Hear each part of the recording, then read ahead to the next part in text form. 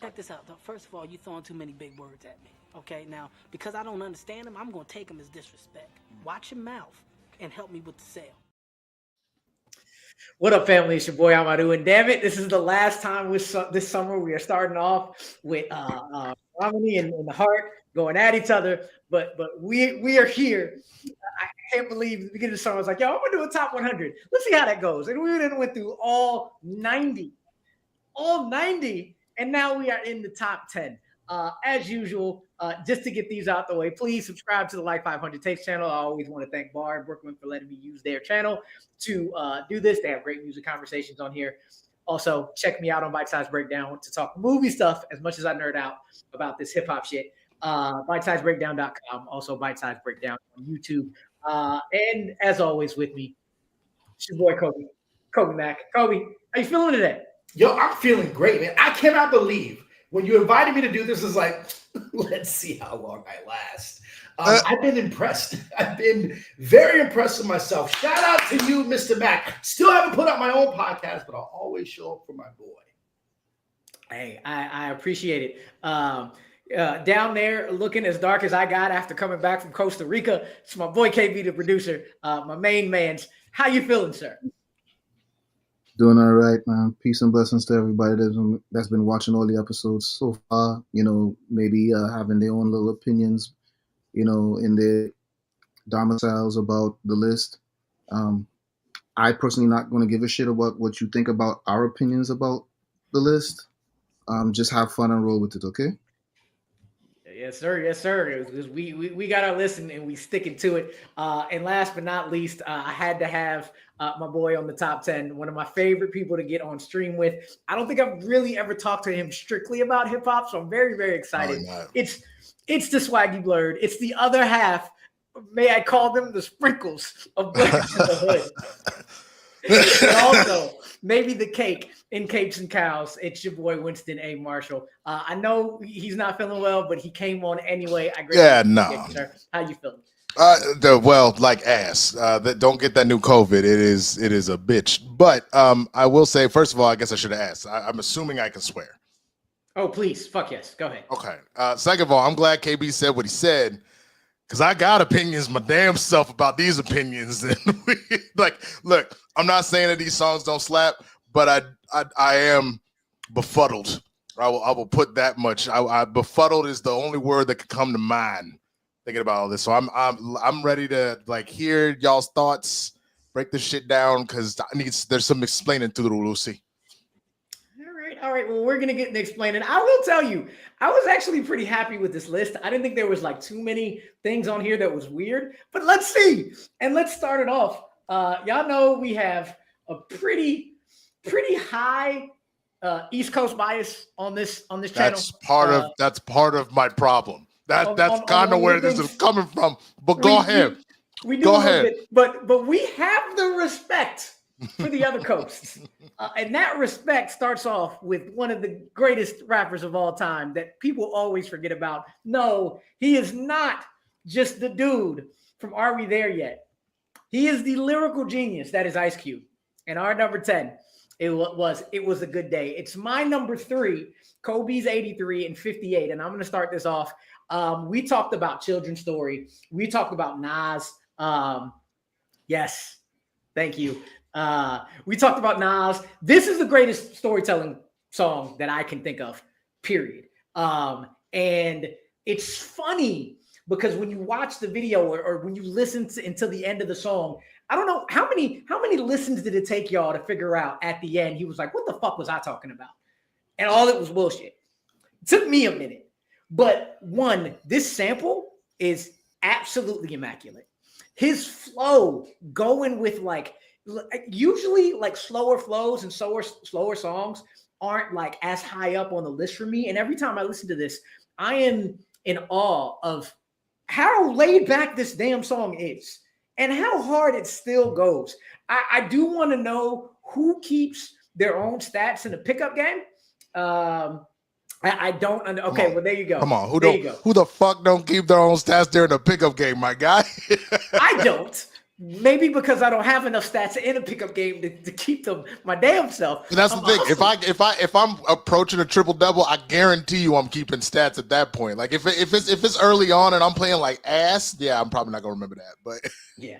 Like my favorite things are like the deep dives into this song. I think there was a dude who like looked into history and tried to figure out what day it actually was by looking at like when the Goodyear blimp was out the same day the Lakers beat the Supersonics, and they actually narrowed it down. This song just all together, yes, Isley Brothers samples always go with them, from the cadence to the flow to the beat to the storytelling.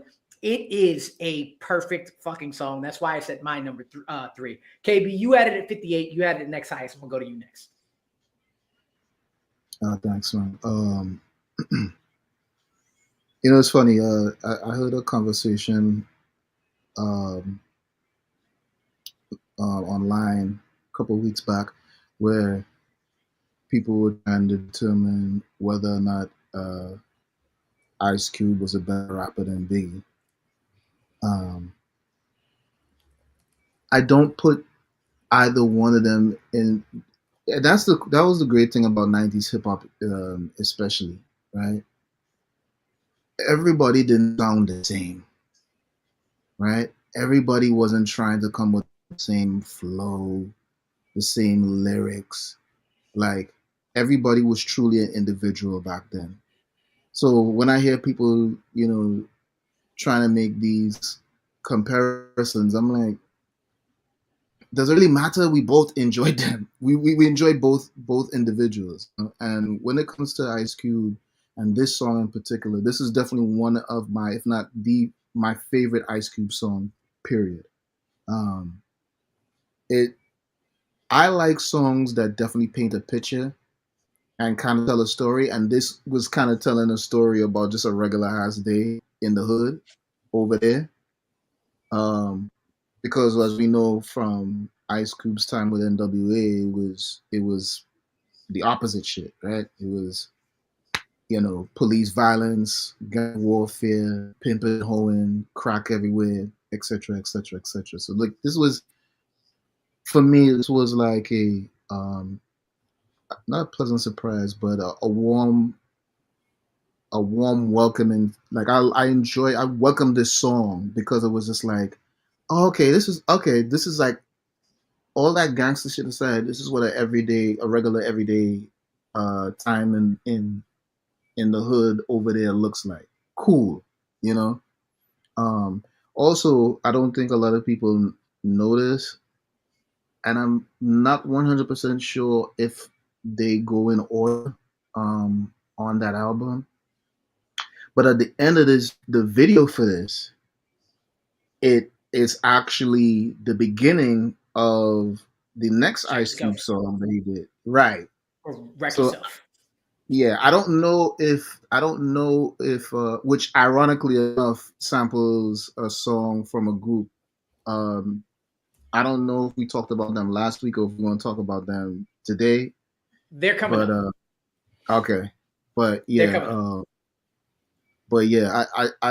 I thoroughly enjoyed that song. As a person that has heavy Northeast bias, like this was something that could not be denied. Yeah. Kolby, what do you believe less, a breakfast without hog or messing around and getting triple double? I personally believe they're both extremely believable, especially on a day like that. Yeah, probably the first part, but that's out of all my greatness and the things that I do, I don't play pickup ball. I'm a football guy, so it's a little different, right? That's my leaning, right? That's my gifting outside of my mouth and everything like that. Listen, there's no disrespect for Cube. I respect this man greatly. I have a heavy East Coast bias, and I recognize that a lot of the records and a lot of what makes West Coast rap so prevalent is how you're connected to it. Unfortunately, I was born in Miami and raised in New York. And what didn't happen, right, is anyone in my circle, cousins, uncles, brothers, stuff like that, wasn't nobody bumping this, right? Because their life didn't emulate that. My hood never looked like that. I will clap it up to like circling back to like how great the song is, but not only that, how it's elevated by a truly masterful music video. It's very cinematic. While Cube had acting credits before this music video, this I think kind of like you can just kind of see, oh, there's a pathway where we need this dude to be able to go. And listen, y'all can call it hate. I'm still appreciating. It's number 10 on this list. Like, we got to clap it up for that. One particularly West Coast rap, it's a flow thing for me that just doesn't always tickle my fancy. But I still will not knock it. It made my top 100, and I'm glad that y'all could do the heavy lifting to really get into the top 10. Maybe my 14 years in Cali got me to have it at number 3, but I recognize it. The guy from the West Coast, for real, though. Go ahead, Winston. Speak on it. I'm not even from the West Coast. I mean, I guess I am now, bro. I'm from the South. I know the most. I guess the most. I've now lived half my life in Texas and half my life in California. So I guess you could say that I'm 50% West Coast now. So the fact that this made the top 10, I'll give it that. I would argue this isn't Cube's best. I would argue his best is when he was angry, kind of like I could make that argument with Kendrick. Kendrick has some incredible songs, but him out for not literal blood, but out for blood was No Vaseline is ridiculous. And that's kind of my point. No Vaseline is on something on a whole different level. But I genuinely really enjoy the song. The idea of eating no breakfast, no hog, bro, that's why he got a triple double. It's because he wasn't being weighed down by the swine. That's why. Even the swine of the cops ain't fucking with his ass, bro. That's the thing. It really was a good. My only beef with this song, bro. Wrong title. It wasn't no good day. This sounded like a great motherfucking day. You smash. You balled on everybody. You ate healthy. You were on the blimp. Like, come on, man. Like, I don't know people having better days than this at all.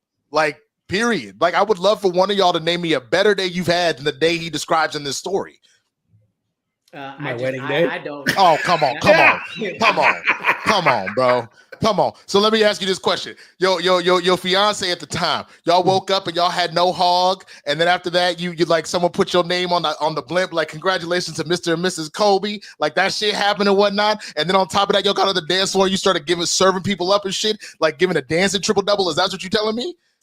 It wasn't. You know what? I think you're right. I stand corrected. There you go.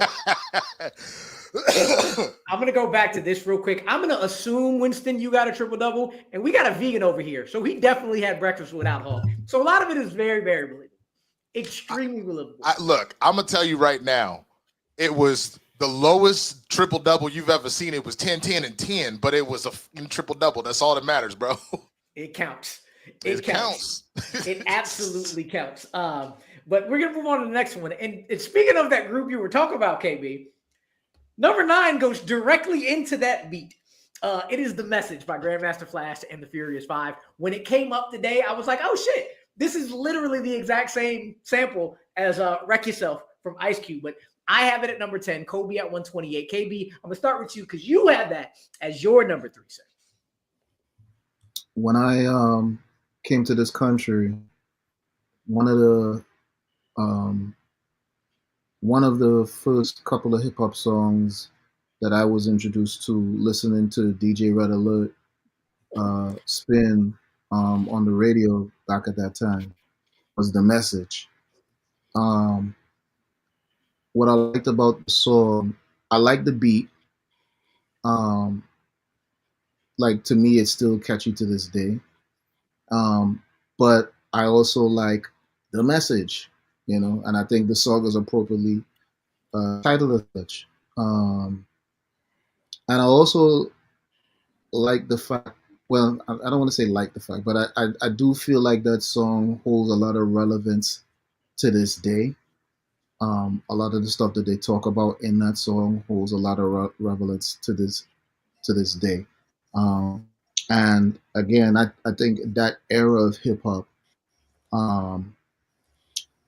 people were doing things, innovative things that that pushed the envelope of hip hop. Because again, at that time, a lot of the music was, or if there were any lyrics to a hip hop track, it was how fresh my shoes is, how crisp my Kango is, how much the women love me, what block I represent, stuff like that. Whereas here comes Grandmaster Flash and the Furious Five, you know, dropping some knowledge, dropping some facts, holding the mirror up to society. And I think once that was introduced, it allowed everybody else afterwards to kind of go deeper into themselves and kind of share their experiences through song. So that alone is the reason why I felt like this song needed to be up there. Winston, I'm gonna head to you next, sir. Speak on probably the oldest song at the highest place on our list. I mean, look, it is a jungle sometimes, man. Like that's pretty much what the song was. I wasn't gonna lie. Like when I saw the list and I saw that was on there, I was like, oh shit. Like y'all, like I was already laughing at the fact that I was like, I don't think there's a single song in this top 10 past like 2000. Like I think everything in this thing was 90s or 80s at most. And then you took it all the way back to 82, bro. I still think this is a fantastic song. You talk about the storytelling of everything and whatnot. I think it's great. And I put respect on the Furious Five, but I think my only thing where this would maybe be in my top 30, but I wouldn't put it in my top 10 is just from the standpoint of you got to give respect to the foundation. You got to give respect to what made hip hop what it was able to become, but it has evolved so much from this point. Like you go and look at we were talking ball earlier. You go and look at old basketball players, like from the inception of the game, you put respect on it, but then Jordan came along and then LeBron came along and then Steph came along. You know what I'm saying? Like it has just evolved where it doesn't mean what happened back then wasn't incredible, but we have seen things, in my opinion, that are far and away something even more magical than this. Now, again, does not take the respect away. Bill Walton with his 13 chips, that he all the respect in the world, but I'm going to take MJ over Walton the whole time. You know what I'm saying? Not Walton, Russell. Thank you, Russell. I meant Russell. It's my fault. But you understand what I'm saying? Like that's kind of just where my mindset is where I still put respect on Russell's name. I still put respect on the message in the Furious Five, but nah, not for me. Like it's 30 at best, in my opinion. So this is where I was with the message. This was really where I was with Fight the Power. So for me, Fight the Power was 121 on my list. Ended up 23 on the general list. But for me, like the beat. Again, this beat, like without any switches, is on Ice Cube's right after It Was a Good Day. And when I heard it, I was like, oh, chicken check yourself before you wreck yourself. And I was like, no, this is the message. So that went off. And then we've had we had Curtis Blow on this list somewhere, the breaks, right? And we respected it, but we did have fun with the going to the class, going to the ball, hitting all the things, we did that, right? We did that, right?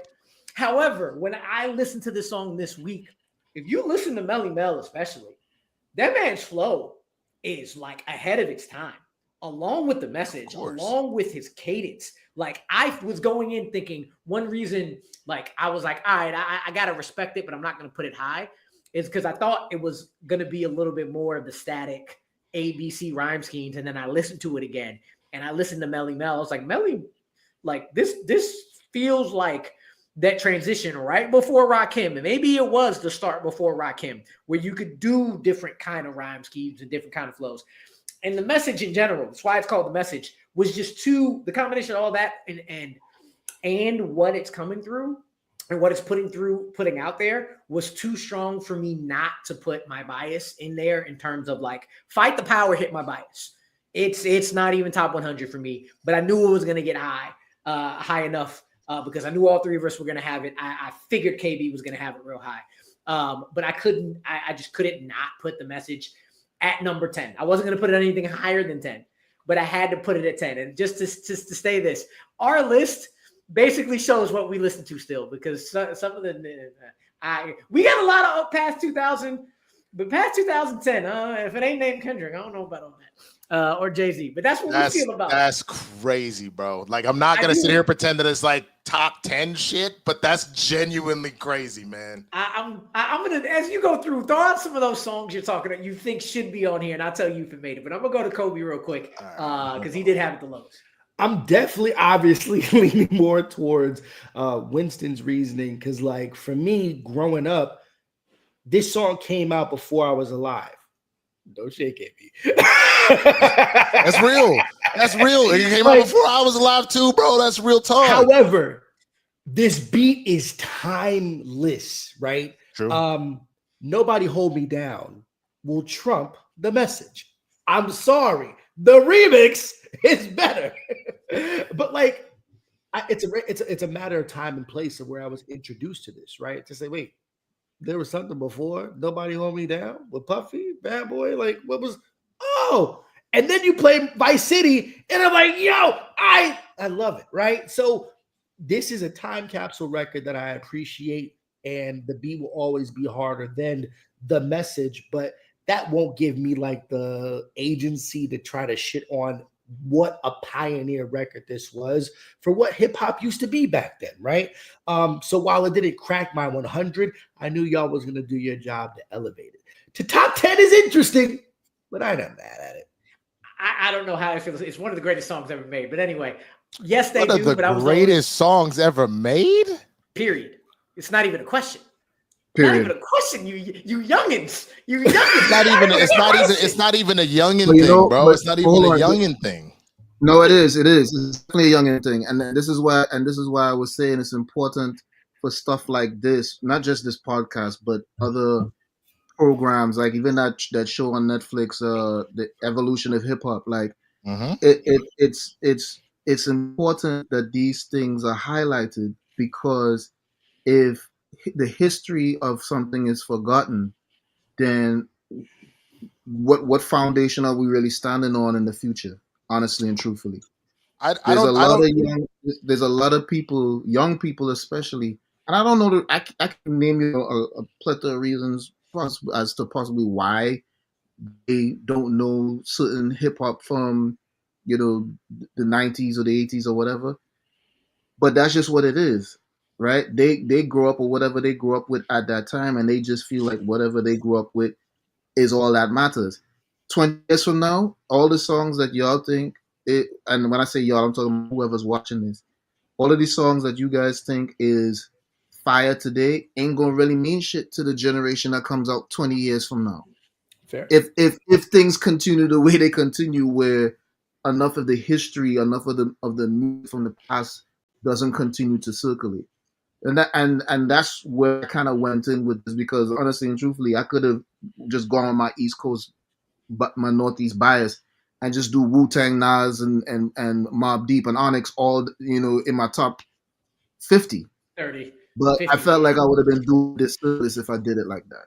So, I mean, 1,000%. And like I said, I'll put it to you this way. The way, like, I don't put as much, I'm not gonna call it disrespect, but the way Kolby has it at 128, like I said, I'd put it at about 30. And again, I think that it is something to be said about the foundation. I agree with you that history is important, but there's a reason why I used Bill Russell as an example. You can be out here with these 13 chips, but are you actually going to take Bill Russell over, say, Shaq, as far as like going and trying to dominate and whatnot? There's a conversation, because Russell was also a player coach. But in all honesty, when Shaq came along, we had never seen anybody dominate that way, period. Like, It wasn't even remotely close. So I say all that to say that respect on the song, and obviously to the Furious Five. We're not here without the Furious Five. Let's make it real clear about that. But I just think, to that point, there have been other songs since then to outshine it that I wouldn't put it at number 9 personally. I feel you. And for most songs, a lot of songs, I'm kind of like, yeah, for me, it ain't this one. At least not this one. I think this one kind of trumps a little bit more. I will say I know that, but I was the only one to put it on there. I will say my number one 2 weeks ago, International Players Anthem is my number one song of all time. I mean, that is. Thank you for putting respect on the South, bro. Because that would make my top 10. It would not be my number one, but it would make my top 10. That is an absolute classic that I know every single word to, and I can do it without the beat in the background, bro. I fucking 100%. love that song. 100%. So there's some stuff in here. You just the top 10 with us three. You go catch some of that. For sure, I get it. Anyway, I'm gonna move on to what I think is probably one of the illest beats of all time. And Winston, I'm gonna go to you saying No Diddy because his name was Puff Daddy at the time. It's all about the Benjamins. Him, the Locks, Lil Kim, Notorious B.I.G. I got it at 63. Kolby had it at 40. KB had it at 20. But I'm gonna start with you, Winston. Go on ahead, my guy. I was in shock that this was counted. In all honesty, I'll tell you this. I was actually shocked how high it was as well. I didn't think it was gonna make top 10. I was in absolute shock that this song made the top 10. It would have been hanging around. Like there's a lot of East Coast rap that I've F'd with heavy. Like there are so many Wu-Tang songs that would go above this, and I see obviously that we have a Wu-Tang song coming up. I don't know exactly where it is, but like. That I mean, so many Jay-Z songs, so many Nas songs. I was genuinely surprised that this made it, and not because it's not a good song, but top 10 hip hop songs of all time. That's the part that I'm missing here, and that's even where I'm coming with all of the pushback on a lot of this. It's not to say that these aren't fantastic songs, but like, correct me if I'm wrong here. I don't know. About the Benjamins moving crowds the way that like I don't know a Millie did at one point, and I wouldn't put a Millie in top 10. What? Hold on. I pulled some out my ass. I pulled some out my ass. It's out my ass. It was out my ass. Let me give you something better. Fine. You could go just not like us right now. That's ridiculous though, because that was on a whole. What? Okay. I pulled some out my ass, okay? It was it didn't make no goddamn sense. I'll be honest with you. Juicy, it like completely outweighs this song. You know what I'm saying? Like if you just want to pull like a Biggie thing, you want to pull Pac. There's multiple Pac songs that blow this out of the water, NWA songs. And I understand you put a lot of heavy hitters on this track, but Diddy is ass on this song. The first thing, no Diddy. And then after that, everybody else comes pretty hard. Again, no Diddy, Jesus Christ. But it's just I guess that's the thing. I have seen better collabs even from this group of folks in one way or another than this particular. And it's not that this isn't a good ass song, but like, again, top 10 of all time. That is where my pushback is that you shouldn't have brought me in 1 through 10 because then I have to be like all time, dog. But it's fine.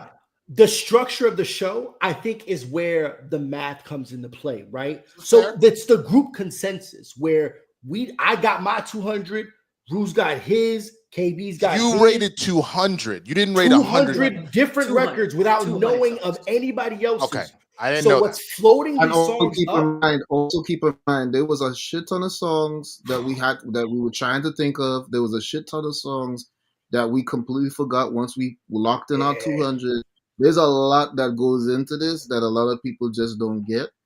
Like I said, at the end of the day, the list is the list. Yeah. And that's which is fine. And the list is the list. Please, but this is my opinion about your list. I'm allowed to have my opinion. I'm just on a different wavelength. That's all that is. But now that I genuinely know that you had 200 that you were ranking, and that's how you average it out, this makes a lot more sense. Blindly as well. Because like there's some other like publications that will kind of settle in on like doing this there. No. Blindly, what's our 200?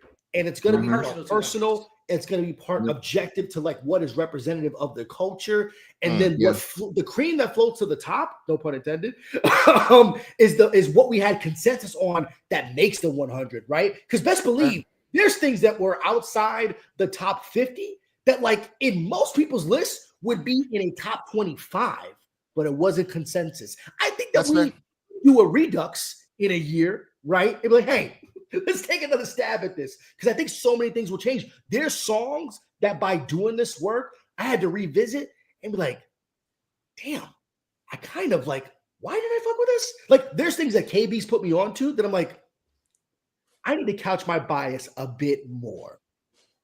You know? Also, there's a point system thing that was kind of set up with this as well. So Basically, we took our averages. If y'all want to know, Right. we took 3 of our averages, and whoever has the lowest average was up there. So the songs that are higher are the ones that are on all 3 of our lists. And Miami and Younger, straight Northeast. I'm from everywhere. So 3 completely different, even though we have North bias, 3 completely different lists. Before KB was here, me and Kobe's list looked completely different. But anyway, you can see none of us have this in under 20. That's fair. And that's 100% fair. I guess in my brain, a relative example is for this. And it would probably be at about 15 for me, but like California Love. That's another kind of collab type situation that came out the same year. Is in the middle of the kind of West Coast East Coast beef as far as all of that is going. Like, but don't underplay all about the California Benjamins. Love was, yeah. Sorry, real quick before you go on the song. California Love was number 30 for us. Okay. That hit 30. 30. That's crazy that was 30 and this was 8 though. That's the East Coast bias. I'm telling you. This is the better song. Go ahead.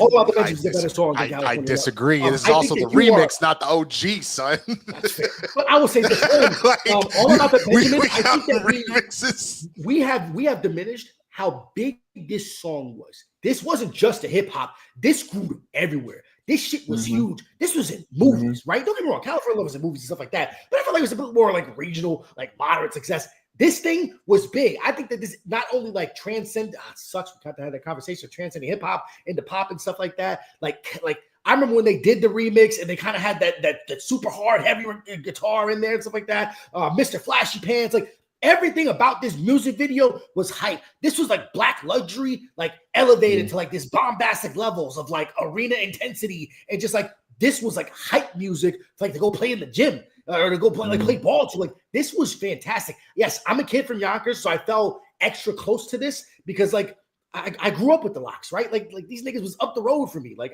they're still up the road for me. I can go fly to New York right now and go still see like I can just see Kiss at the Juice Bar, right? Like it's just different.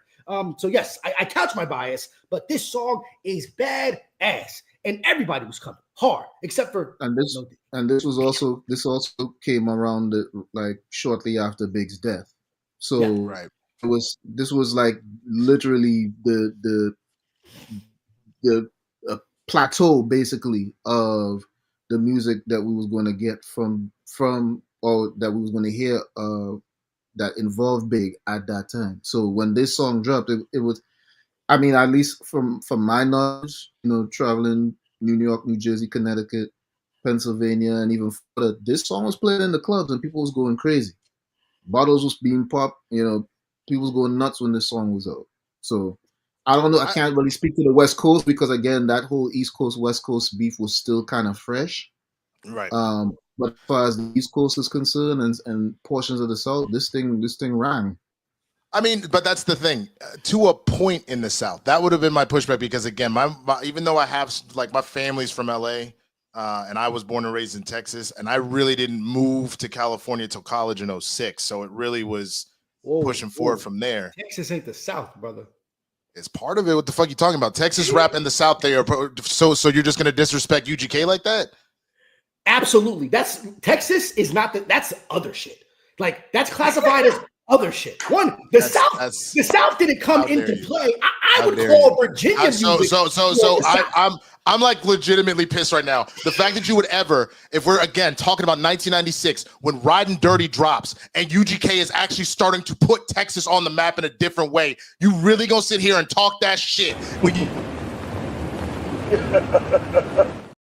You clearly don't know what you're talking about, and that's fine. That is totally fine, Kolby. I just assumed at this point, you will smoke yourself retarded, bro, because that's the only thing that makes sense. You're not going to disrespect UGK like that. This is the same year that AT Aliens dropped as well. We're talking about George over there, but we were already talking about International Players Anthem from one of y'all cats being your #1 song. You're not going to sit here and disrespect UGK and Outkast like you got no goddamn sense in your mind. I know your mama raised you better than that, motherfucker. Tired of your shit. I've never heard UGK is not the South in my life. I have never had an ill thought about Kolby in my life, and I've never wanted to reach through a computer screen to smack somebody harder in my entire life. It would have probably knocked me out because I'm so sick. He literally hit you with the Macho Man Randy Savage voice the whole time. Look here, brother. I'm going to tell you right now. I will come through there and kill you. Oh yeah. I guess this. Oh wait. I guess that's what we're doing. Geography debates. Anyway, I'm gonna keep going. I was not in the South, but I was also not in the East. I was in Chicago when this came out, and this shit was fire. This shit was everywhere, absolutely everywhere. No, I wasn't in no clubs. I was still very young. But Mike Epps' funniest movie is probably based off of this song. Came out of this song. Everybody. So yeah, when you said a Millie, I was like, please give me another. Give me another one. Literally the reason why is because I did y'all not see that video of the top or like the 7 levels of rappers? Have you seen that? It went viral in the last 2 weeks. It's got like 2 or 3 million views. Is this white boy? I don't know if he's with the group or whatever, but he literally breaks down the 7 levels of rappers. And so at one point, I want to say that Wayne would like 7 being the best, 1 being the worst. I want to say Wayne was at like 5 or 6, and they were talking about peak Wayne, not including now. They're talking peak Wayne, and the song that they played just for the clip out was a Millie, so it was just in my subconscious. That is not the song I would have chose at all. I was grasping at fucking straws, man. Yeah. Look, I'm gonna go off of this. No, go ahead, keep going. No. Look, like it wasn't even Riding Dirty wasn't even their first album, but it was the one that was like, oh shit. You know what I'm saying? Because like, look, I just to prove a point as far as influence, this album became one of the most influential rap albums in Southern hip hop, especially in the Houston hip hop scene. Prior to his murder in '96, West Coast rapper Tupac Shakur listened to the album after being introduced to the group by Houston rapper Scarface, and will go on to praise the album as one of his favorites of all time. So what you're not gonna do, Kolby, is you're not gonna disrespect my state. You can kiss my ass, bro. You understand this? Beyonce's internet, she will have you killed. All right. Yeah, no, I don't know where that came from. The opinions of Kolby Mac are all his own and do not represent anybody else. But last things I definitely wanted to say on All About the Benjamins. One, yes, I was gonna say that you only have to deal with Puff Daddy for about a good 45 seconds, and then the rest of the song hits like a motherfucker. And I would like to personally nominate these 4 bars as 4 of the hardest bars you'll ever hear in your life. Only female in my crew, and I kick shit like a nigga do. Pull the trigger too. Fuck you. Lil' Kim came through around this time and kept doing it because we had Mobb Deep last week and Quiet Storm. When she comes in with her, boy, she comes in and influences damn near every female rapper that is out today. Hard as hell. This beat is hard. This beat switch with Biggie at the end is hard. Everything Puff Daddy on with the light, yes, I was very surprised. It made top 10. I was thinking it was going to be like more 20s, 30s, but I'm perfectly happy where it is because the more I listen to it, the more I'm like, hell yeah, this song is great shit. And let's stop acting like we didn't start singing What You Want to Do, Wanna Be Ballers, Shot Callers. Like, let's stop the bullshit. We were singing. That's fair. That's fair, and I also understand what you're saying, and that it doesn't necessarily cover everything. And I understand how hip hop culture took time to push. I do want to point out it did not chart. It did not chart. That is not everything. But California Love, guess what peak position it was at? Number 1, baby. Number 1. Okay. Now you're starting to vary into music politics, and we're not really trying to discuss that. Well, no, I understand that, but the idea of what we were talking about it being everywhere, and I'm not saying that it wasn't. I'm not saying it wasn't in the clubs and all that kind of stuff was going on, but I'm saying like there are other songs. If we're talking about influence that they had, you got to look at both, all of it. You got to look at the cultural aspects of it. You got to look at the actual musicality of it and what that did and what that pushed for lyricism and everything else like that. If it did something to build to the lore, and I think the biggest one that you talked about there is this is the song that came out right after Biggie died. So to that point, I actually agree that it further built the lore just because, man, we got another big song. Like, because I want to say, did this come out before or after Diddy did the whole "Missing You" song for Big? I can't remember. I think it might have been around the same time. Yeah. Around the same time. Okay. Same album. Because like even at that point, I even remember that song being that song absolutely is everywhere. bigger than all of them. You know what I'm saying? So that's the only. It's I understand, especially pre-streaming, that it was who are you paying off at the radio station, stuff like that kind of helped boost your stuff. What studio you had behind you? I get all of that, but it doesn't. To say the way records moved or where it charted doesn't count. Quick Google, California Love, double platinum. All About the Benjamins, 7 times platinum. Am I looking at the wrong? Hold on. All I know is both of them were fire. They were. I personally always like this All About the Benjamins. Which one you looking at? You looking at Wikipedia, my nigga? What you looking at? I'm looking at the AI overview for Google. That's just AI. AI be lying, bro. You didn't know that shit? Yeah. I'm looking at it right here, and like the song did gangbusters overseas, but it didn't according to this, it didn't. I think what also helped was like, understand Godzilla, the 2000 Godzilla was like a big time hit back in the day, and having this as like that lead in, that did some shit. I did forget about that. That was fine. That did some things. You know what I'm saying? That was fine. When you got Matthew Broderick and a big ass lizard leading with this song, it does some things. Oh my goodness. All I know is both songs are fire. I've always liked the song about the Benjamins better. I just have. But sure, they're changing the rules. It's all good. But we're not gonna stop talking about Biggie because Biggie continues to be here, and he will for a while. The Biggie duets. One of the illest entrances you hear, and you bopping. You just bopping. This is my number 12. Kobe's 29, KB 77, and this, I was like, if this is not in the top 10, I don't know what we doing. I don't know what we doing. I feel like overall, when I say overall, I mean gangsta, club, groove, lyrics, beat, period. For me, this is going to be, this is my second best Biggie song of all time for me. Because I was about to say best, and I was like, no, let me just make sure I'm not being stupid here. And I definitely was about to be stupid. This again, I've been saying to Mac, this beat is so damn good. Probably for me, my favorite flow of Biggie's. I know you sick of this name brand go it. So it is Biggie on his jest, taking Slick Rick's lines and putting it into the chorus and just making it cool and smooth as hell. Another one where you don't think it's a club, it's an absolute club banger going on at all weddings, all everything, all cookouts. And man, I think you hear the first and then the club is going 3 more times after this. Hypnotize is the shit. And I'll tell you this, even though it's not my highest rated Biggie song, this is definitely my favorite. This is when you don't put an impact, you just, what are you rocking with? I'm rocking with Hypnotize, number 1 all day long off of Biggie. Just, I think point blank period. And like I compared this to More Money, More Problems, which like More Money, More Problems kind of fell off a little bit. When I say fell off, I don't mean like it's bad. I mean, just I stopped listening to it as much.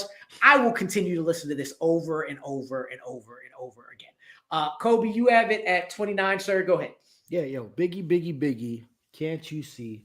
Sometimes your love just hypnotized me. I just love your flashy ways. As a chubby kid growing up in New York, I never felt so seen. It was hard being like medium fat. Like you were definitely the target of being disrespected when you weren't like Biggie big. You know what I'm saying? So when you were like, you could be skinny, but you a fat little dude. you get picked on the most. I wanted to be bigger because of this song. Because I felt like, keep in mind, I'm very, very light-skinned, y'all. Understand that? So what you're saying is that Biggie was the first body positivity, my nigga, out in these streets. Oh, most definitely. Definitely the most on Front Street. Lizzo probably was inspired by Biggie. I believe that, right?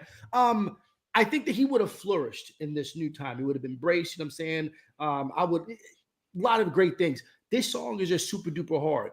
And it's hard not to transport myself back when the first time I heard this beat. And I remember like being inside my cousin's room, and he's got this cassette, and I just hear this, and it's just like, if I'm looking for a classic intro of just like really, really hard, like I almost want to be able to start a cipher off with this would probably be my top 5 songs to be able to go to, right? I love everything about it. Like, and you're right, his flow, you can see where the inspirations come from, but it still feels like it's his own.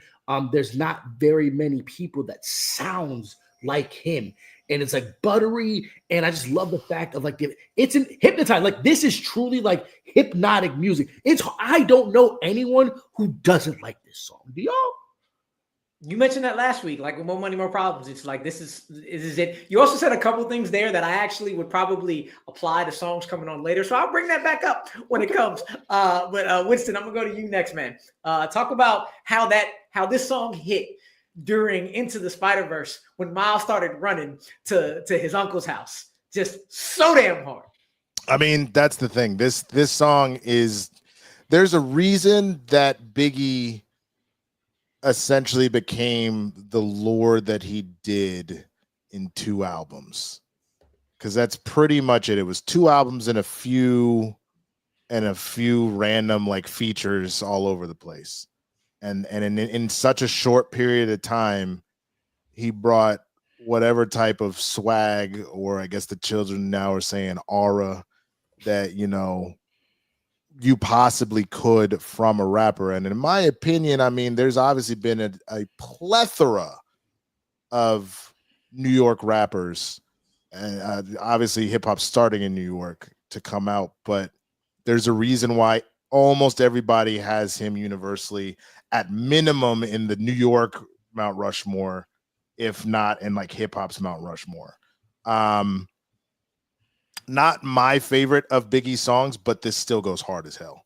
Like it is one of the best. The reason it doesn't hit for me as much is you just got to remember my moniker is the Swaggy Blurred. All right, like if I'm gonna do all that, it's gonna come from him talking about Super Nintendo, Sega Genesis, like that. I was like, I play those things, yo, hey yo. So like that's, for me, if you're going to talk about the personal hook to it, there's that. But this goes incredibly hard. So I don't have a problem with this being up there for sure. But that's it. It would just, if you're going to pick like Biggie's top 5, your Rushmore of Biggie songs, it'd actually be number 5 for me, because I have a soft spot in my heart for 10 Crack Commandments for some random ass reason. Like It's not random. It's legit. Yeah, it's really good. And please tell me you've heard the crossover somebody did with the Imperial March with 10 Crack Commandments. I feel like I heard it at some point. It is great, fantastic, bro. Holy shit! Because then I'm literally imagining Darth Vader walking through the Death Star, rapping that shit, just like going through the 10 Crack Commandments. In James Earl Jones' voice. Yeah, exactly. KB, my man, you had it to 77. You had it the lowest out of all of us, but speak on it anyway. That's by accident. Probably would have had it up at 29 or 25, honestly. Oh, it would have definitely been one. I mean, yeah. If I was really going to be in my New York bias, it would probably. Well, I mean, it's already in the top 10, but it would have definitely been in my top 10. This song, I like listening to everybody talking and just thinking about this song and its impact when it came out. I for a moment had to kind of regain my composure, because I was really getting angry at the fact that this man died so young, because he was so damn talented, and he really wasn't about no beef. Like, he was enjoying actually making it. He was enjoying making music. He was enjoying having fun and living his life and being able to provide for his friends and family. And he just got swept up in this bullshit ass beef and lost his life as a result of it. And when I hear this song, I just keep thinking about, I'm like, I literally cannot fathom what he could have given us if he had still been alive. Like, he was different, yo. In a time where there were a lot of different rappers coming with a lot of different styles, and doing a lot of different things. He was that guy. He was your favorite rapper's favorite rapper for real. And yeah, hypnotized. I don't even. I'm not one of those people where I just feel like I gotta place everything in a spot or in a category. It's just a really good, enjoyable song, man. And as a person who, I guess, got the news in real time with everybody else when Biggie died, like this song was played in Brooklyn. They was when he was rolling his body through for one last time. This song came on and the whole Brooklyn went ape shit. Like, these are the things I think about when I hear this song. So it belongs where it belongs, man. I don't know. Spoiler alert: this is not going to be the first time we talk about Biggie. It wasn't the first time we talk about Biggie. We talk about him a lot today. Any other words on Hypnotize? Because we'll go right back to him pretty soon before we move on to number 6. I did see that crossover with Darth Vader though. I did see that. The Life After Death Star. I just went and looked it up. It's Richie Bronson and Solar Slim, and I got it backwards. The 10 Crack Commandments they put to the moon's the sun's a Tatooine beat, which is fire. But then they put Dead Wrong to the Imperial March, and that goes That's even what harder. That's what I've heard. 100%. I've seen that one. Yeah, I have 100% seen that because there was a random dude in Chicago playing Dead Wrong when I was a kid and I was outside his car and I was waiting for Eminem's verse to go, and Eminem's verse went and I was on the sidewalk rapping every single word, and the dude just looked at me like, yeah, that song was hard as hell. That song went hard as hell. But speaking of songs that go hard as hell, men that go hard as hell, men that were taken away from us too soon. I don't think I've ever seen somebody rock the entire world in a concert like DMX does with Rough Riders Anthem.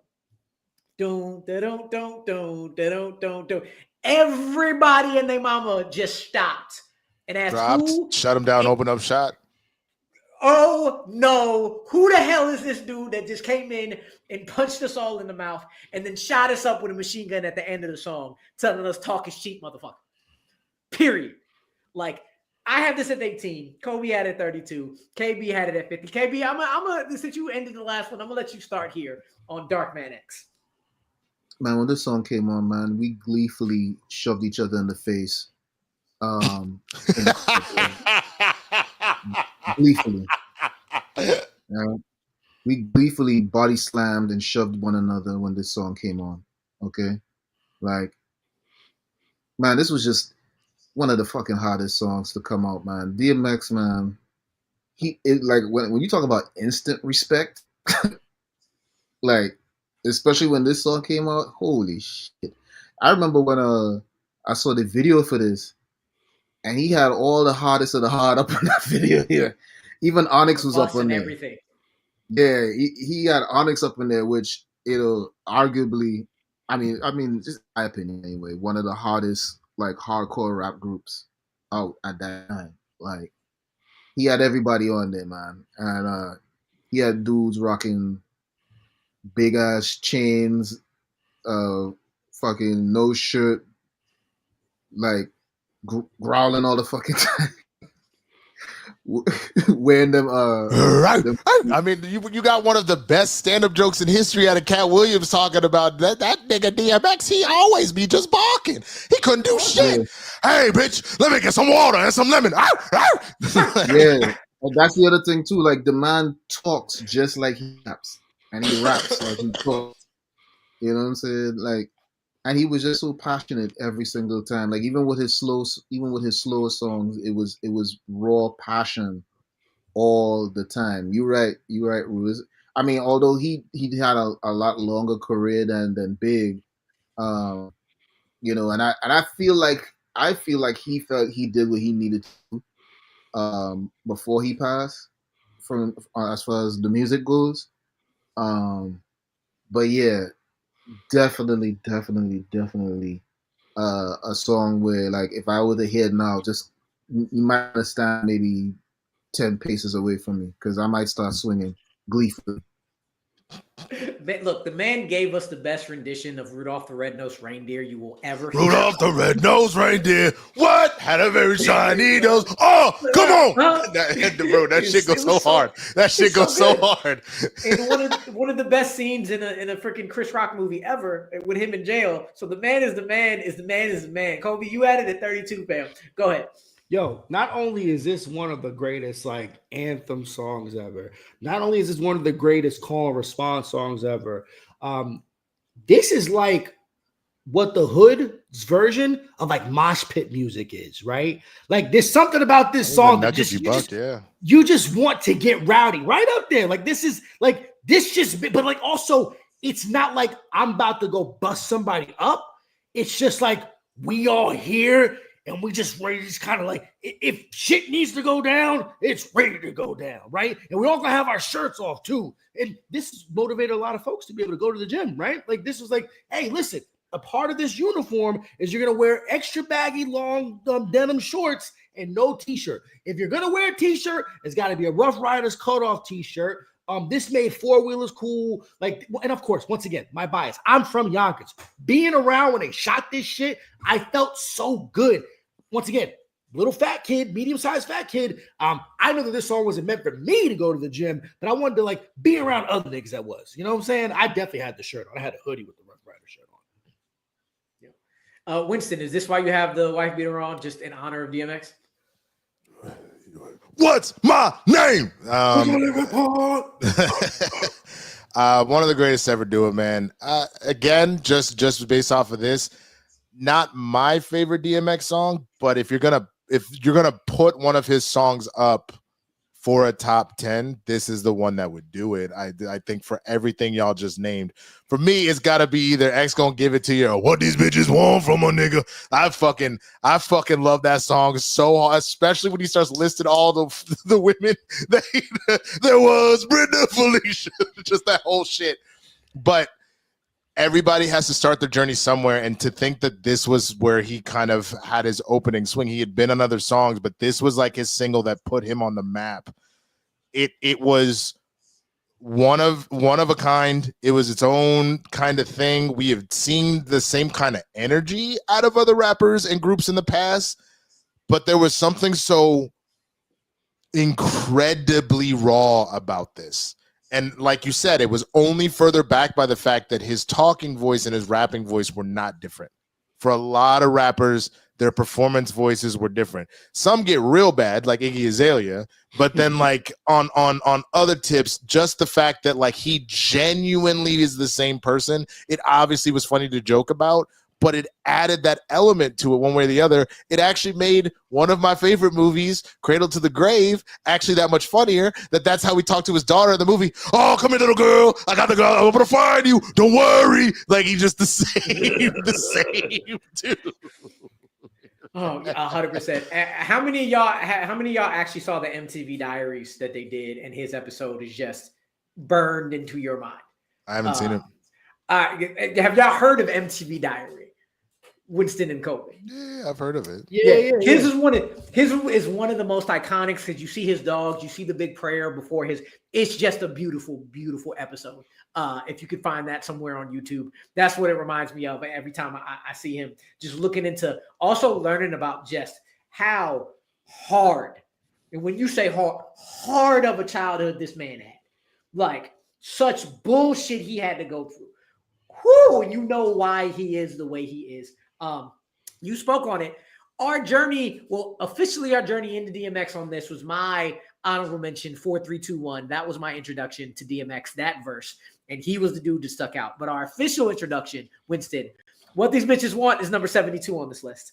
It should have been so much higher. It should have been so much higher. We had it at it's so I would have good. never, It's I don't so actually good. mean this, but it should have been number one. I don't actually mean this, but it should have been number one. You can call it number one. I don't give a shit. Because the Brenda Felicia, he was the one that kicked off how much we love just fuck shit in hip hop if it sounds good. Because he says some fuck shit and we don't give a damn.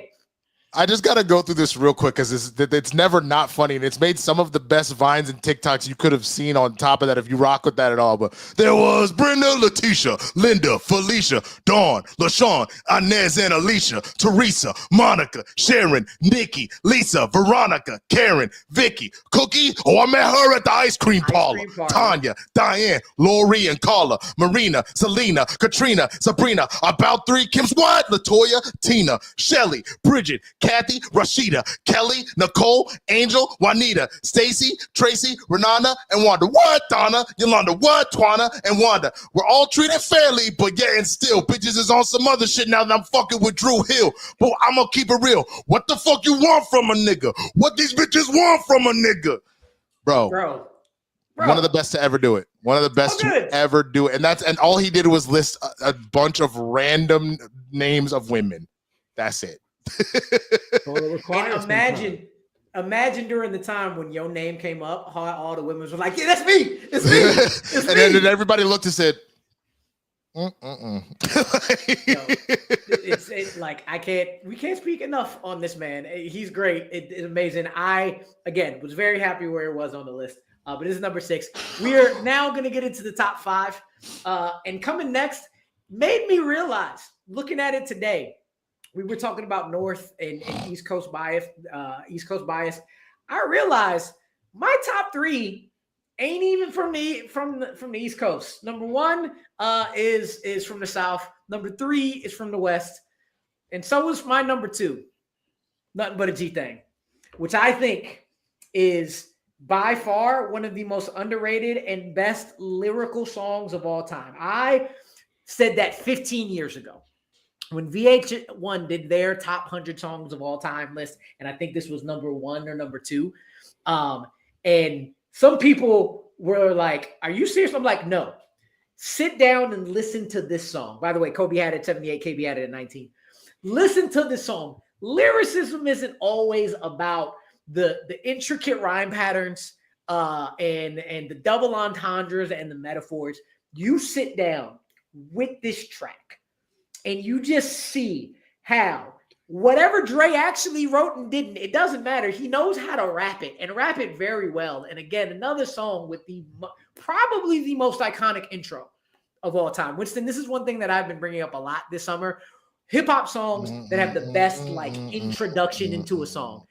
Hypnotize is one of them, but I don't think anything beats 1, 2, 3 into the 4. Everybody to your grandma's grandma know what that is once you start. Everybody knows that. And I just want to highlight what I think lyrically is one of the best hip hop songs ever put together. The way just like it did not have to be so intricate until Snoop goes, "I'm the capital SOS, fresh and double OP, DOGGY, DOGGUC," to put that in there on top of everything else. With the sample, with the G-Funk sample, P-Funk sample, G-Funk sample. It is, again, my number 2 hip-hop song of all time. One of the best songs ever made. Winston, I'm going to go to you again. I'm going to go back to you, swing it back over to you, man. Speak on Dre and Snoop. I mean, I think for most people that watched Straight Outta Compton, that was one of the top moments in the movie is when Dre is like screwing around and trying to figure out this beat. Like he's playing on the keyboard, the synth keyboard, and trying to figure it out. This particular song gives me the same vibes that, say, a Rapper's Delight would give, but this is the new wave. This is where you really feel like you've hit the full-on new wave. This beat is exactly what was described as 90s hip-hop sound. was this particular sound. And the reason why I say that is because, like you mentioned, the lyricism, like there's still a lot of stuff in here, but going 1, 2, 3 into the foe, Snoop Doggy Dogg, and Dr. Dre is at the dough, ready to make an entrance. So back on up, because we about to rip shit. It's basic enough that it sounds like old school, old rap of just basic shit. But because it came with its own vibe, because it ushered in a genuine new era of hip hop, it just had something very special that I know that rings true for a lot of people with this song, man. Again, I think for me, like there's other stuff that sticks out in my head, because I know obviously it's funny that we call The Chronic like Dre's album, when in actuality it really just feels like it was a Dre and Snoop collab album. And we just pretended like it was just because, like, you obviously had F with Dre Day on there. Obviously Nothing But a G Thing. Bitches Ain't Shit. Like, you had a lot of stuff on there that just like went really, really hard. But this is definitely one of the better songs that we have seen kick off an era.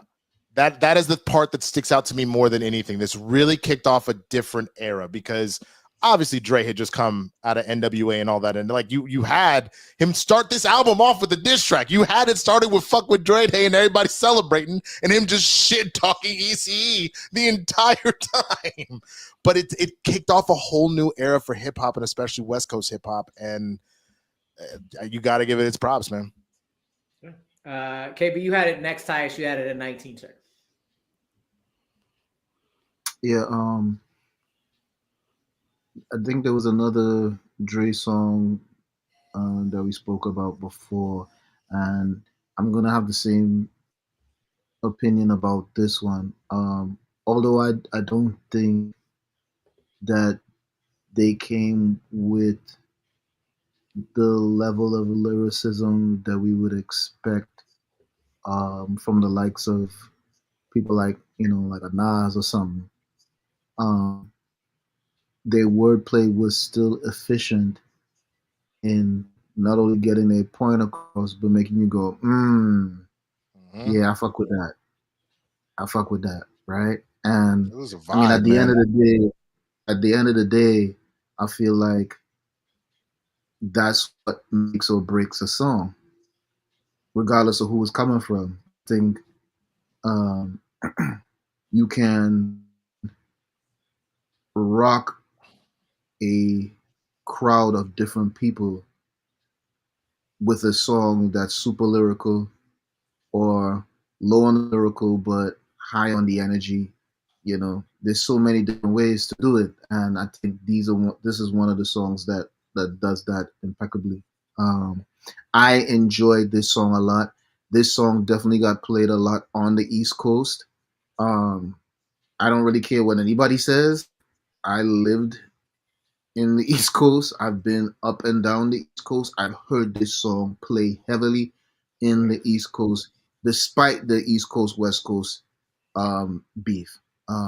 And only it makes sense that it would. It's a great fucking song to jam to. Like, at the end of the day, I mean, it's especially for myself and the people I rock with. At the end of the day, if the song good, the song good, yo. Mm-hmm. That's just what it is. Amazing.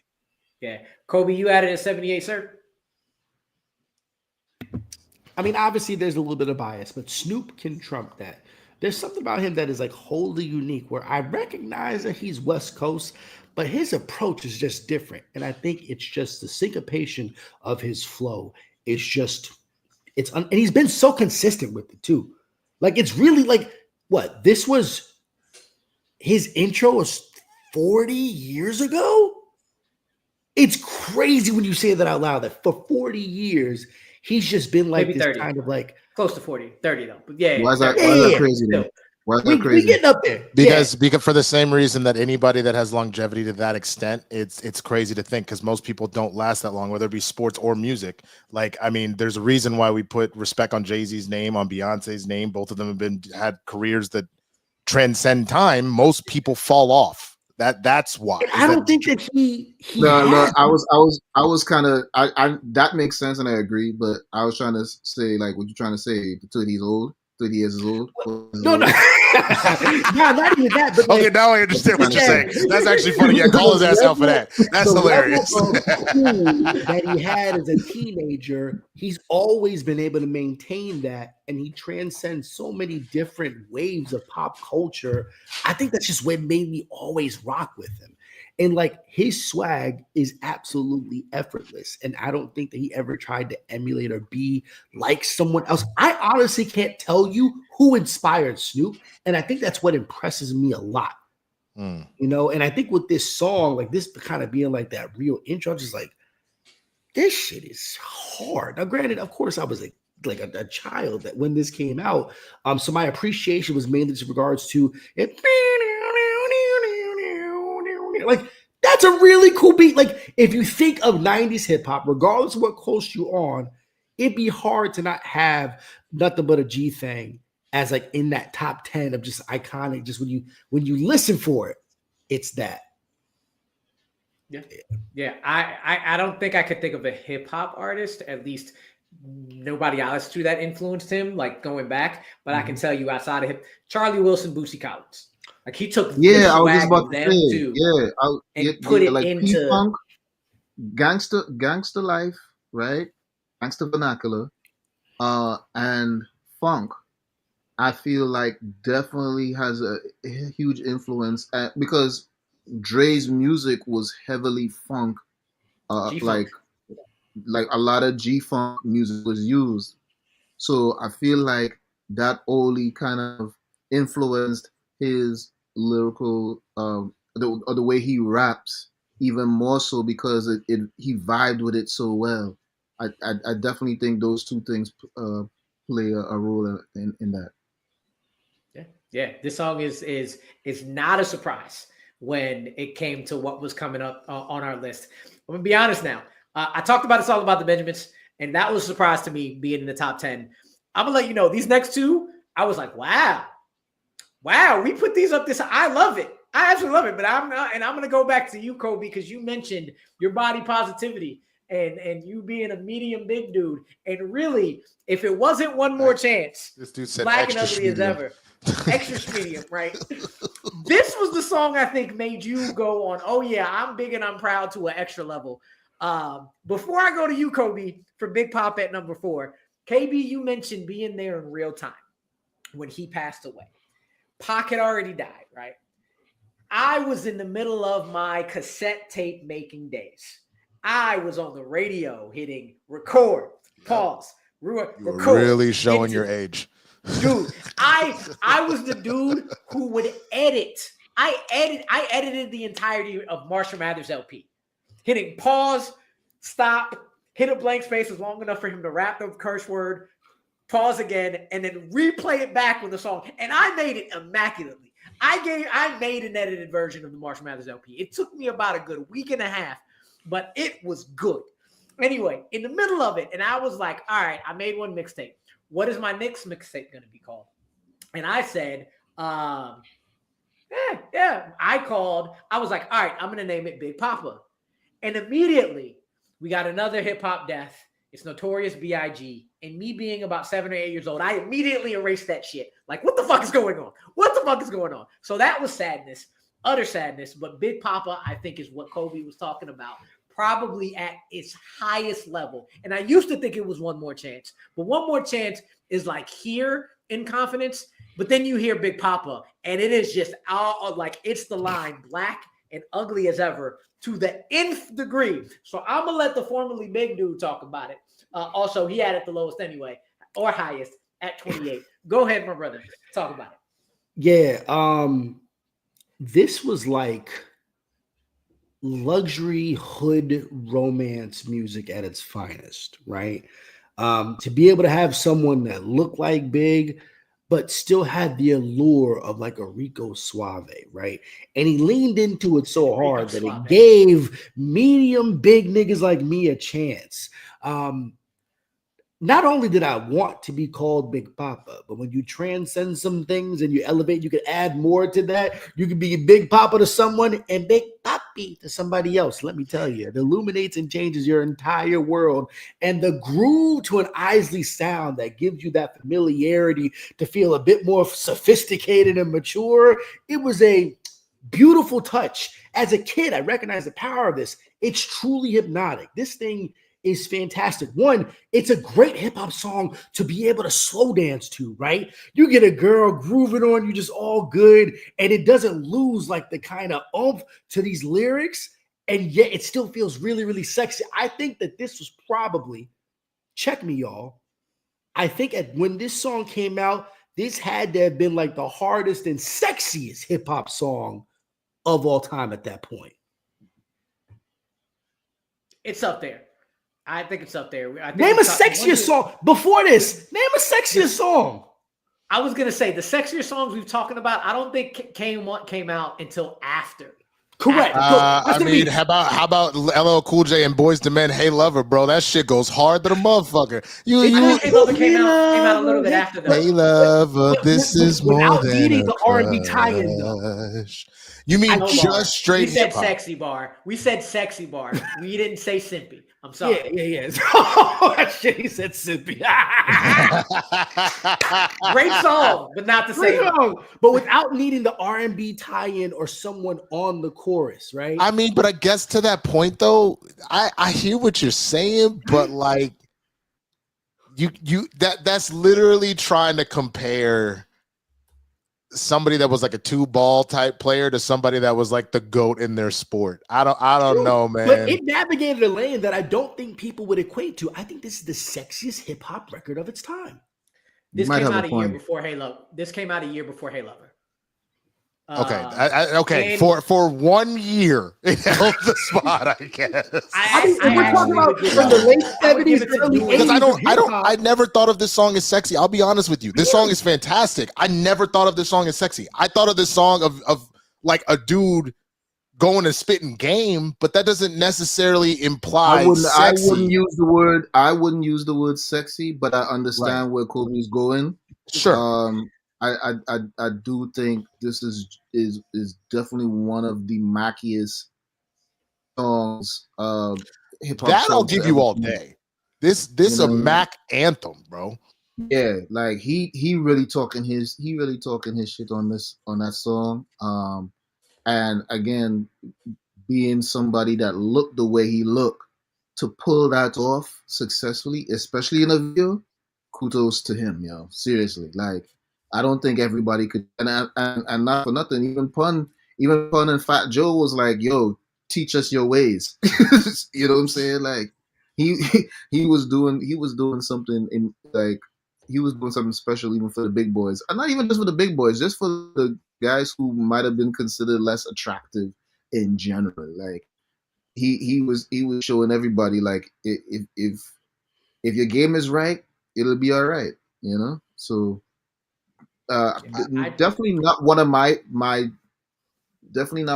top 5 Biggie songs. I would definitely listen to this from beginning to end whenever it came on. I mean, I would say, is it going to be like his strongest output as a rapper? No, of course not. Like, I don't think that would make sense, but it is unmistakable that this is Biggie's song by a million miles. Because this is a song that went beyond black folk. It went beyond hip hop. You have white people. You have Asian people. Bro, I studied abroad in Japan. And one of the things when I went down, I want to say it's in Shinjuku, where they have like all of the, like they love to do, sell like hip hop clothing and all that kind of stuff there. It's like big over there. All of a sudden, you get people being like, yeah, Big Papa, throw your hands in it. Like, just straight up, like, this song is one of those songs that the world got a hold of and quotes one way or the other. So, to me, again, for those that are hip-hop purists, for those that are hip-hop heads and things like that, you were going to pick a different Biggie song than this one. But if we're just looking at what the impact was, hell, man, you had white people that forgot that they liked this song get reattached to the song when Hardball came out with Keanu Reeves. And exactly. And you had a young Michael B. Jordan who was too scared to pitch. So all of a sudden he out here trying to shake his hands. I don't remember if he was the one that was the pitcher but he was on the team. I know he was on the team. The one, that's what he played in his headphones the entirety of the time. But that's what I'm saying. I didn't think that Michael B. Jordan was the pitcher. Michael B. Jordan was not the pitcher. He was. No. I didn't see the whole movie because I can't get to the end. I'm not gonna watch that sadness that is on. Bro, you gotta watch it. It's so good. The only other reason, and KB, make whatever joke you want to make, I was in Chicago when they actually gave out the flyers to third graders saying, apply for this movie. And my dude with the afro and hat I played ball with like every summer. Bro, so like, I would have totally auditioned for that. So you talking about Kofi, the nigga that played Kofi?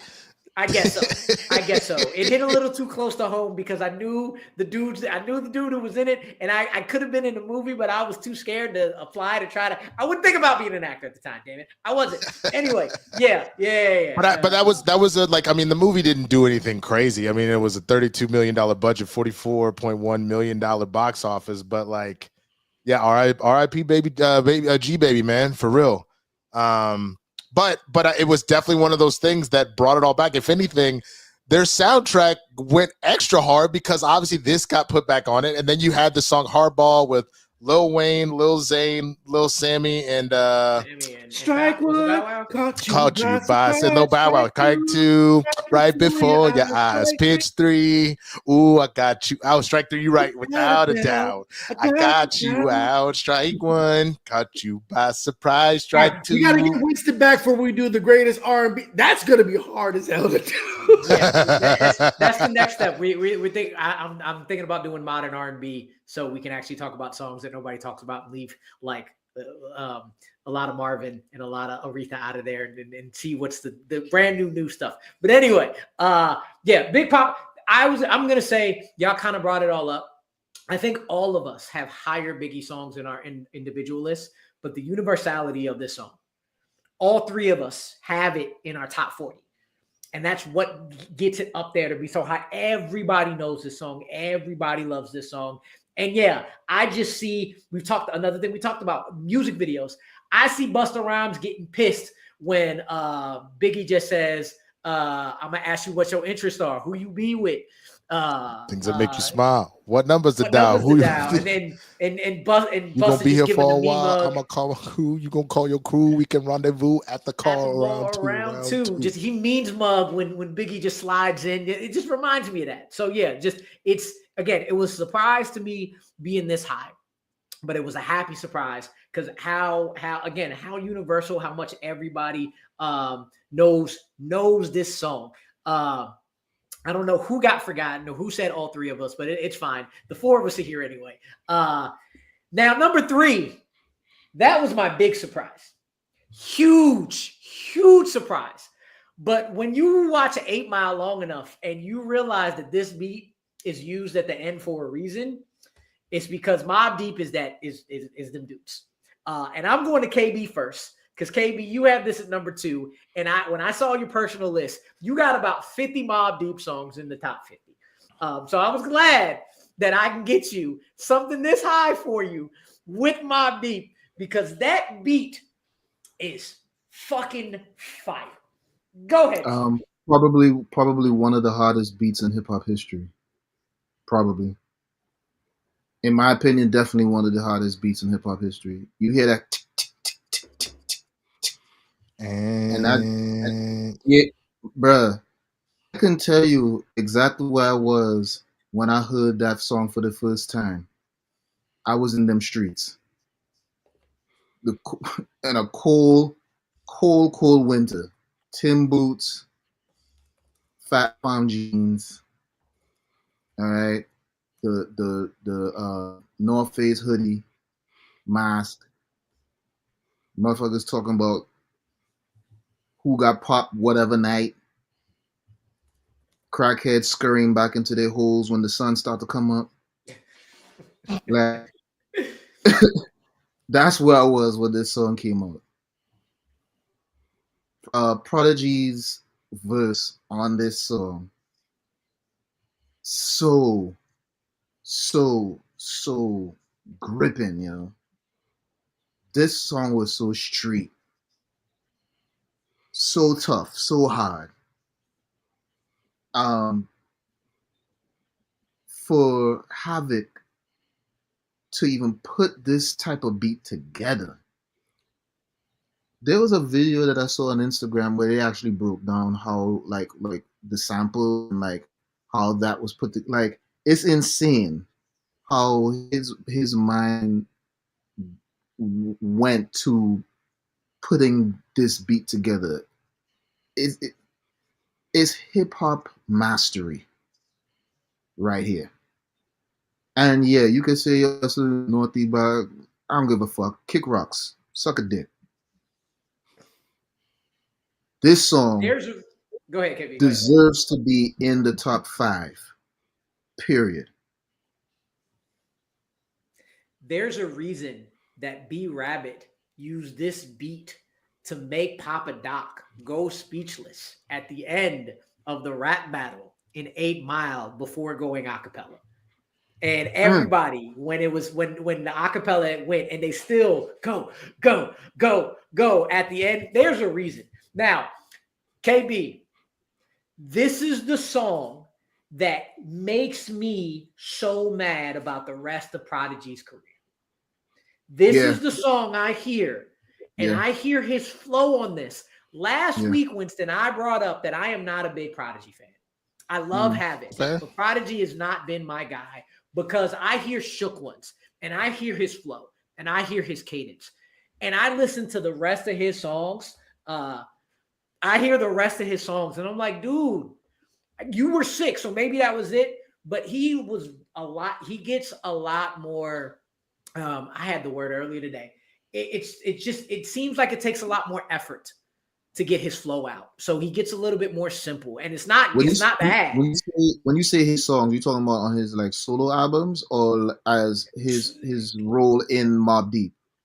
His role in Mobb Deep, even a little bit in Quiet Storm, though like it picked up in Quiet Storm in what's that song they had? I mean, I'm gonna be honest with you. I don't know Mobb Deep's discography as deep as you do, but what's that song they had? Yeah, I think you might have to go back and listen to Mobb Deep. No,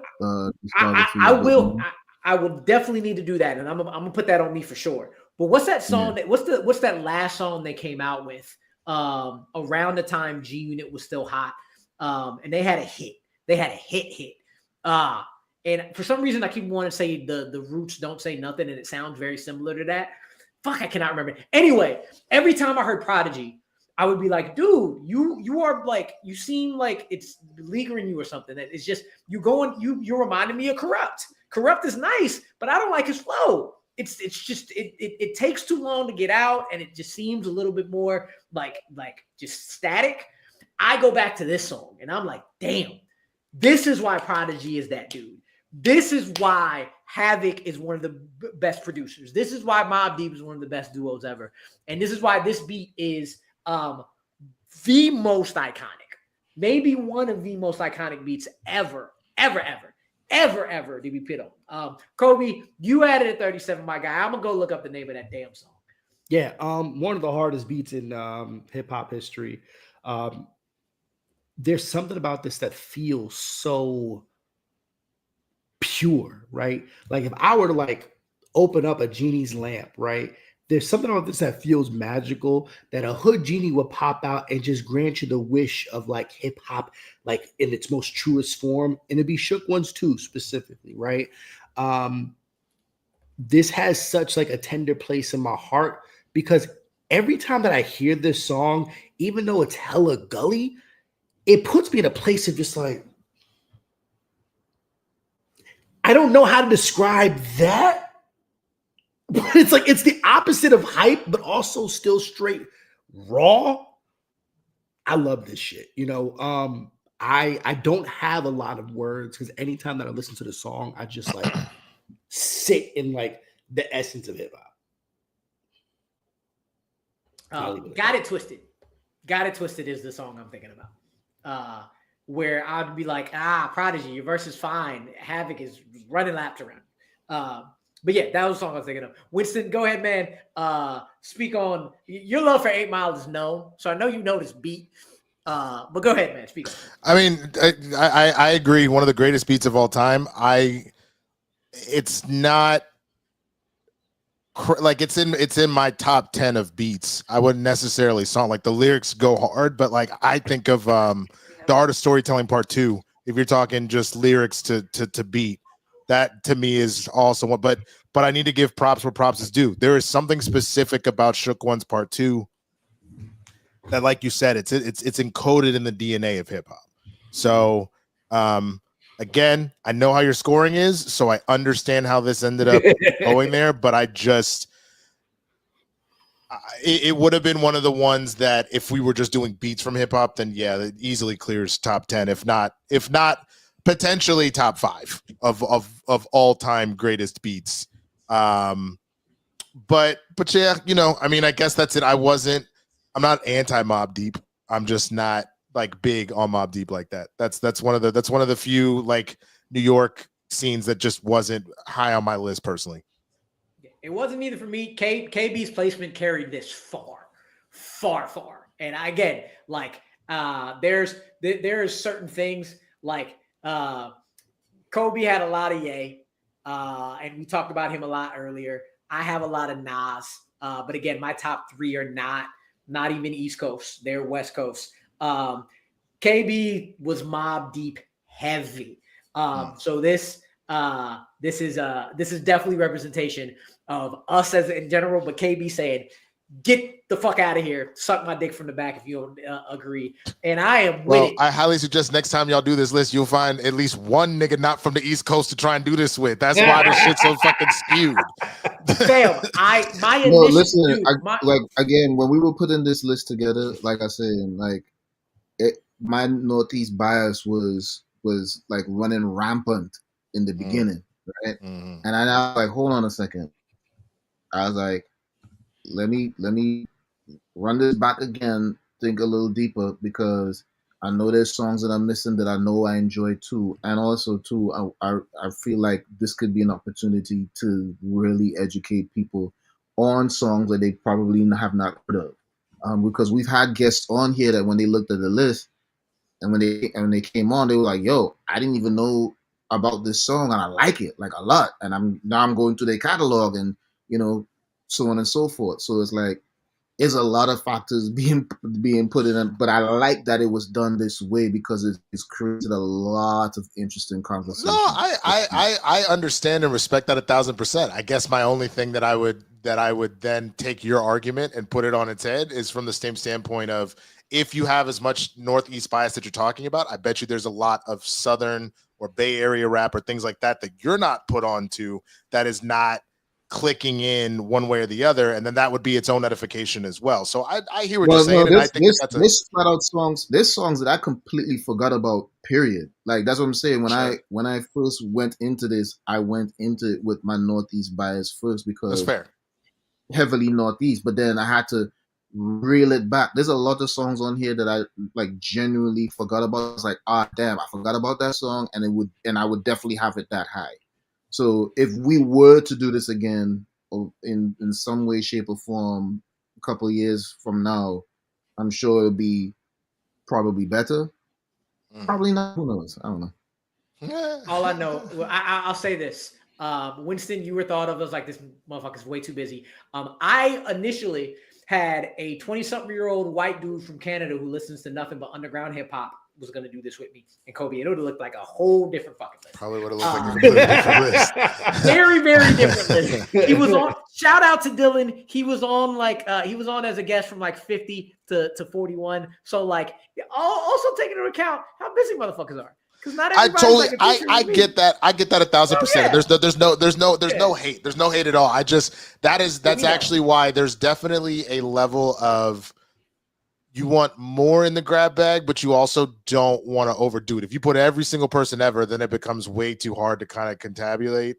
But you also want to try, like, this is what we need to go and tell all these MAGA motherfuckers. That's why DEI is important, bitch, because there's a lot of hip hop out there. So you could be able to get all different types of flavors. Like, I don't know if you see, there's this white woman that was like, you know what? if you so pro anti DEI and all this deportation and shit, you should never go to another Mexican restaurant ever in your life. You should never get no goddamn Chinese food ever again in your motherfucking life. Don't even look at jerk chicken. Don't even look at jerk chicken. I swear to God, I'll slap you in the mouth. Like, don't look at none of that shit. Yeah, she eated that shit for real. She eated that. 100%. I will tell you this: before KB came on, the list looked a lot different because Kobe's taste is way different than ours. You talked about nothing past 2001. This shit wouldn't have anything before 1995. Jesus. Maybe 2005, but it was great because even though we have the Northeast bias, we have a lot of different other biases as well. Because I wasn't a Mobb Deep fan, but yeah, we had the East Coast bias, and I loved it because it was also kind of representative of me. So I would love to do it with more people, maybe again. But anyway, I was trying to think whether or not I was gonna like tell you to guess which one was 1 and 2. Fuck it, I'm just gonna keep it going. Winston's about to find out what number 1 is. Y'all will find out in a second. But I told you we would be talking about this man a lot. And Winston, I'm gonna go to you first because you brought it up. Super Nintendo, Sega Genesis. When I was dead broke, man, I couldn't picture this. Number 2 hip hop song of all time, according to us 3, is Juicy. Probably top 3 in a lot of people's lists. 4, 5, and 30 for us. But Winston, I'm gonna go to you first, man, because as a collective, we did get it up there. How you feeling? I mean, look, man, there's a reason. Again, we talked about why Biggie did what he did in such a short period of time. I'll be honest, I know this again. I know how the scoring works. There's no way I'm putting this many Biggie songs in top 10. There are way too many incredible rap artists and incredible rap songs that you would have had maybe one, not maybe, you would have had one. It would have been one of the 3 that you've put up. I'm not including Benjamin's because that's a collaborative effort. It would have been one of these just off of that. Not because they weren't fantastic, but hip hop is so old now. You know what I'm saying? Like hip hop is an unk now.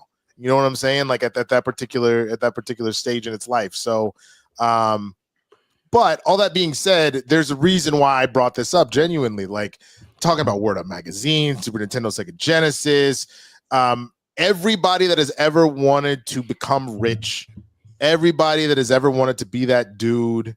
You wanted to pop bottles, all that kind of stuff. That's what this was about. This song was about like, hey, I was broke too, and now look at me. And so it was one of those things that could really make, like we were talking about how a lot of hip hop would be about like, look at the bitches I gotta look at the cars, look at the chains and look at the watches. Like a lot of that is spawned from this song. You know what I'm saying? It all is like, before I didn't have a pot to piss in, now I got too many pots to piss in. Like that's all that Migos shit is its own version of doing a Juicy. You know what I'm saying? All of that is just a evolution of the pictures that Biggie would paint, and specifically with this song, what the come up looks like. So I would think of all the ones that you put on here, I would still stand by the fact that I think his biggest impact song by far and away, not even close, is Big Papa. But in my opinion, this is probably, it's a tie between this and 10 Crack Commandments as far as my favorite Biggie song ever. I had it at 4. Damn, babe. Sorry. Respectfully. You see Soy Sauce Sports, right, on Instagram. Respectfully. Double smash. Respectfully. Too many Biggie songs in the top 10. I was very, very, very surprised that we ended up with 4 songs with Big in it in the top and 10. No Pac. That's crazy. I was not surprised about it. Because I don't think either of us, we talked about this last week, and I'll make this quick. The impact of Pac hit us more than the music of Pac. And that's what it was. It really what it was. Because I was like, damn, I like 2 of America's Most Wanted, and that's like that. Anyway. Are you serious?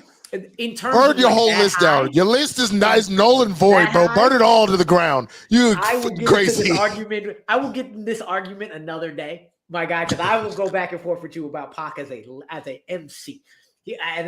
He's number 6 out of top 10, in my opinion. Anyway, I really am curious what your 10 is. That's a great question. Yeah, I was genuinely surprised. It's all about the Benjamins. I was genuinely surprised about Big Papa. I was like, Hypnotize needs to be on there. If it's not top 10, it's got to be top 15. I knew Juicy was being top 5, point blank, period. And this is where I disagree with you.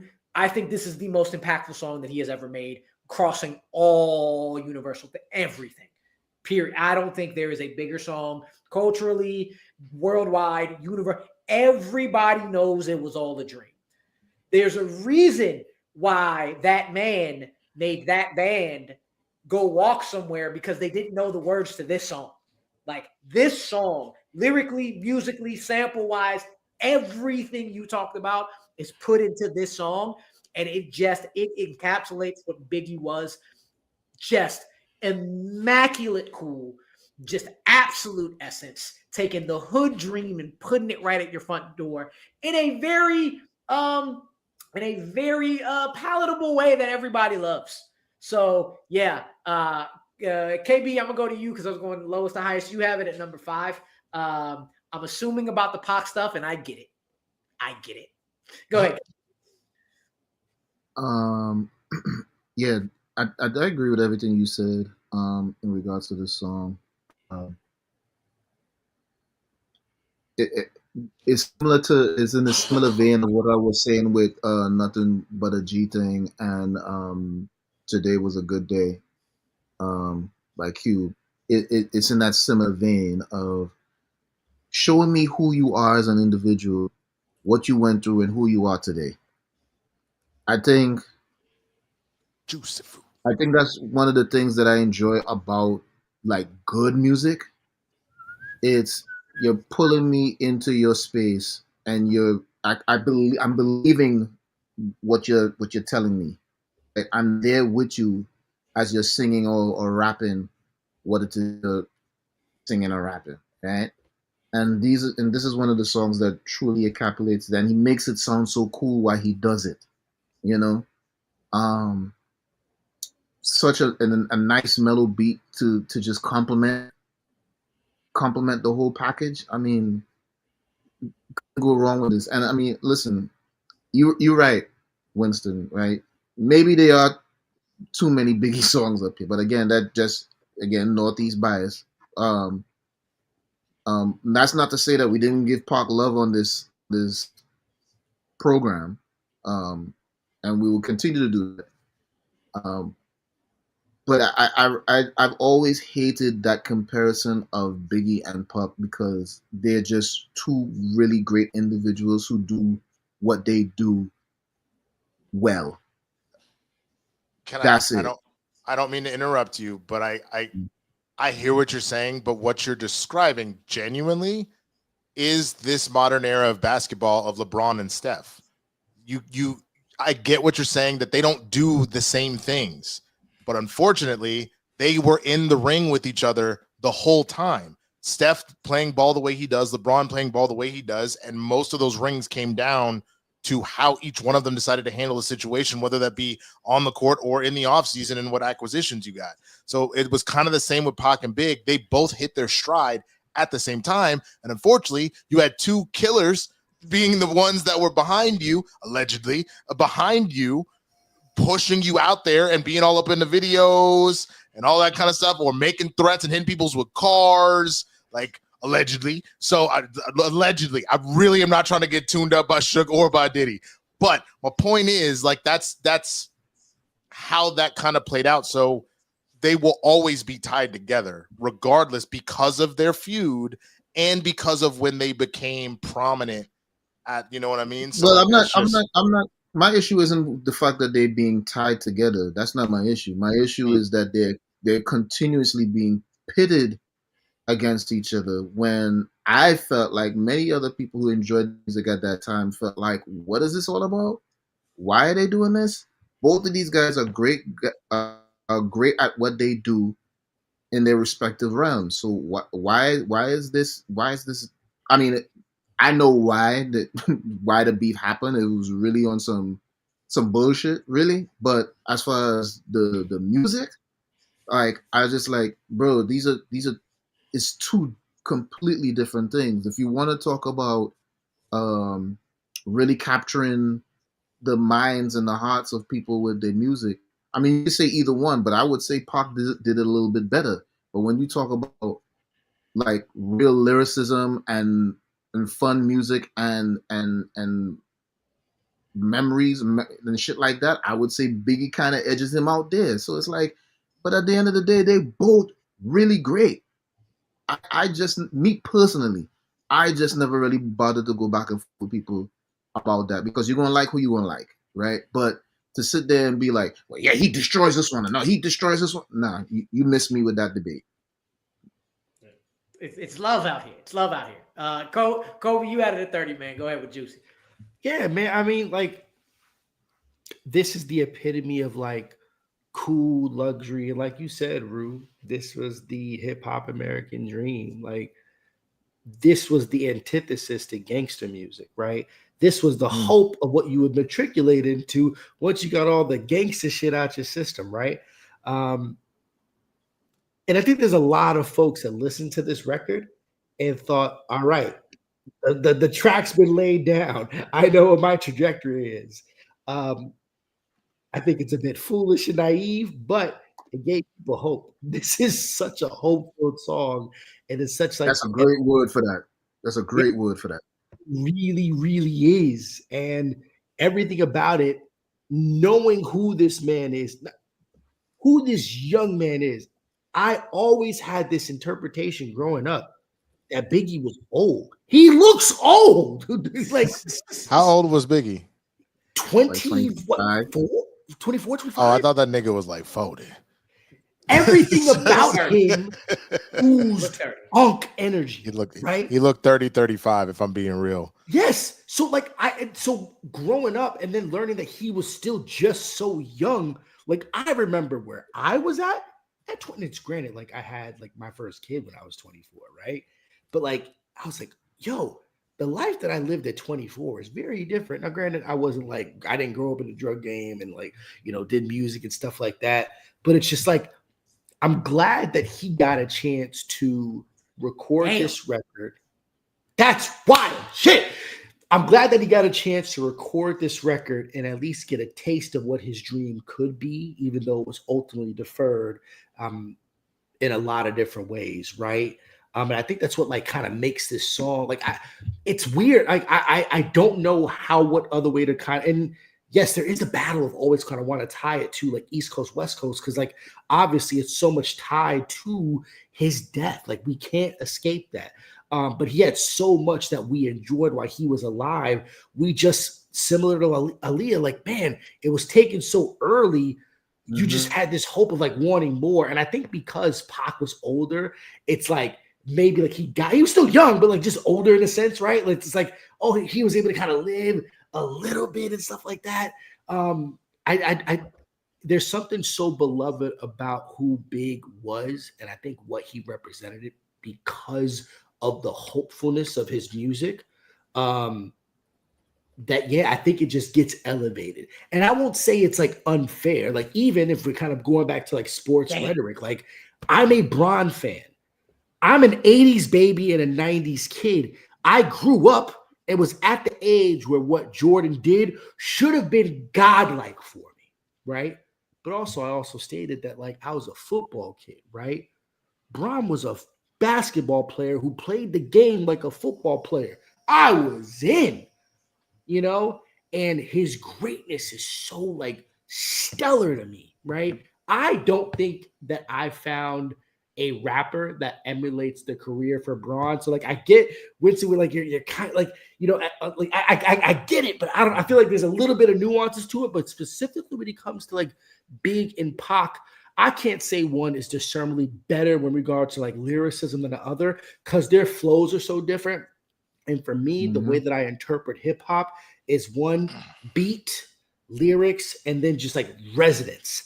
Everything that Pac was on is so different than what I was vibing with, So I don't think that the life that he led had much of a chance to influence me. But I bet if what my life looked like emulated a lot, and granted, he's Pac ain't from the West Coast, right? But like he took that on, right? He wanted to be embraced in that side of life. And I think for everything that he represents, it's just It's Batman, Superman, if anything. Yeah. I mean, the reason why I kept going, I was going to say the reason why I kept going back to the Steph and LeBron, because you also have to understand LeBron was otherworldly in what he did, but Steph literally changed the game. Basketball does not look the same because of Steph's impact. They just did two very different things. And if anything, Steph made people believe if you weren't a LeBron at 6'8", 250 jacked, you could go out and become an NBA player like that. Because Steph is only 6'3" on a good day. He's typically about 6'2.5", and he's out here draining three. Like Caitlin Clark doesn't exist if Steph ain't doing this shit. Because same thing, she's watching him do that, and now she's like, I could go be a killer shooter. So like the reason I made that comparison, you look at Pac and Biggie and Reggie same Miller thing, before him. huh? Reggie. Fuck him. Anyway. Reggie Well, no, I Miller mean before Reggie him. and obviously Ray Allen, and I understand both of that, but what specifically? It's the same argument about Bill Russell now we're getting into basketball fully, so like that's not helpful. But the reason why I kept making that comparison is because that's kind of similar to what happened with Pac and Biggie as far as their various careers and impacts and what that kind of looks at. I think a lot of people tend to look at Pac more as LeBron of the two, even though Pac is obviously the smaller, and they look at Biggie more as the Steph, where a lot of what Biggie was doing kind of changed the game a lot. Whereas they look at Pac as this like crazy, Mount Rushmore idol, whatever, whether that's accurate or not is a whole other conversation. But you know what I'm saying? I just think that Biggie's impact was the fact that Biggie changed the game. Think about all the stuff you said about the idea of, I'm not just talking about the cars I got, I'm talking about the journey, and I'm talking about what I didn't have and now where I'm at. You literally said there wasn't a sexier song in hip hop. That was out of your own mouth as well. So that's what I'm saying, is that that Biggie was essentially the Steph Curry of hip hop in the 90s, man, and he changed so much from the short time he was around. For real. All right, so I mean, this is the last episode. I knew this was the only one going 2 hours because we're talking about top 10, and we're at number 1. I guess it's a good thing I'm sick. I would have been late as fuck to rehearsal, bro. Oh man. So we're at the number 1, and when Kobe's number 1 hit, I gave him full screen. That was Can't Tell Me Nothing. When my number 1 hit, that was International Players Anthem. And I went full screen. KB, Cash Rules. Yeah, this was completely full bias. This wasn't even Northeast. This wasn't even like a Northeast, West Coast, Southern, Northern. This wasn't like anything specific. This was just straight bias, right? Wu-Tang's impact in hip-hop cannot be denied, period. The fact that people recognize that logo to this day. They got t-shirts, hats, posters. They right next to the Bob Marley t-shirts and posters and the Pac t-shirts and big t-shirts and stuff. Like, you know how hard it is to get to that level in any genre? Cream is my favorite hip hop song, bar none. For a multitude of reasons. The production on this is phenomenal. I can't stop. Like, if you just gave me just the beat alone, I'm rocking out to this for hours. Don't ask me to explain why. I can't explain why. This is just the control that this song has on me. It rules everything around you, you might say. Yeah. When this song came out, that acronym spoke really true for me and what I was dealing with at that time.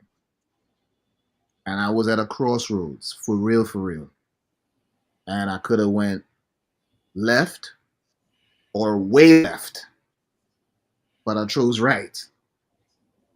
And to this day, this song is my ringtone. Like, that's how much I love this song. Okay.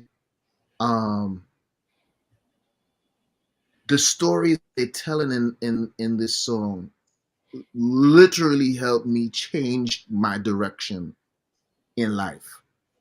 Because I was this close. I was this close to getting into some shit. Nobody knew. All right.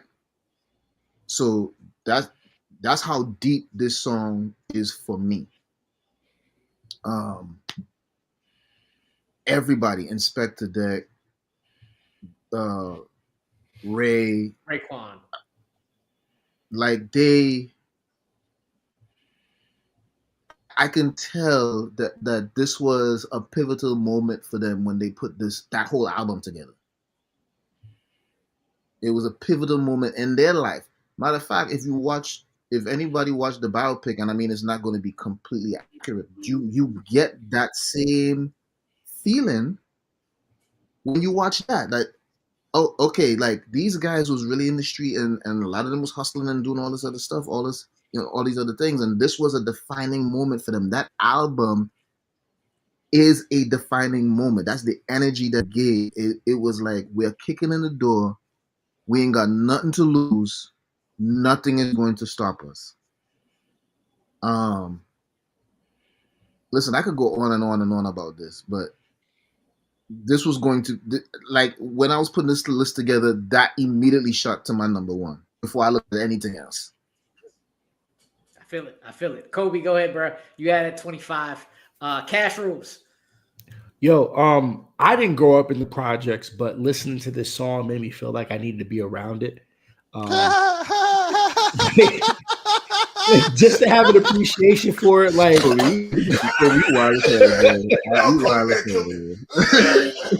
I was hood adjacent, right? Like growing up in Miami, hoods are very different. But when I was set up north to go back to Yonkers, like I grew up in Glenmore Gardens, second unit on Ravine Avenue, 100 feet away from the Hudson River, and there was School Street, there was Mulford Gardens.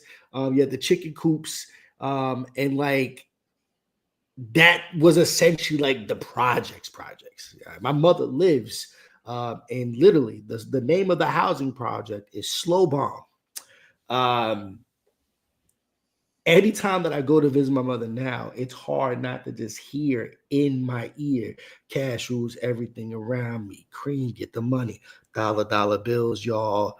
And the unfortunate truth is how real that song is, that in every way, especially growing up as a Black and brown kid in America, that money moves, motivates, manipulates, masters you in every single way of your Black life, whether we like it or not. And there's no escaping it.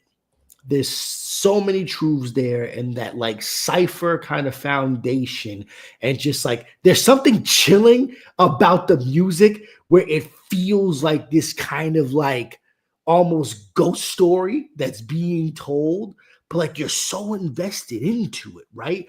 I don't know. I'm trying to think. I think maybe this must be the most iconic the keys are on a hip hop record outside of I Got Five on it. There we go. Like legitimately, it's Can't be and overplayed. I think from there's something that's so entrancing. And like I think seeing this as a collaborative effort, like Wu-Tang Clan is like the Power Rangers for hood niggas. You know what I'm saying? Like it really is. There was a bunch of Black Rangers all coming together. They had different power sets with their flow. And nigga, I hate you. I genuinely hate you. And they all throw up the woo as they go.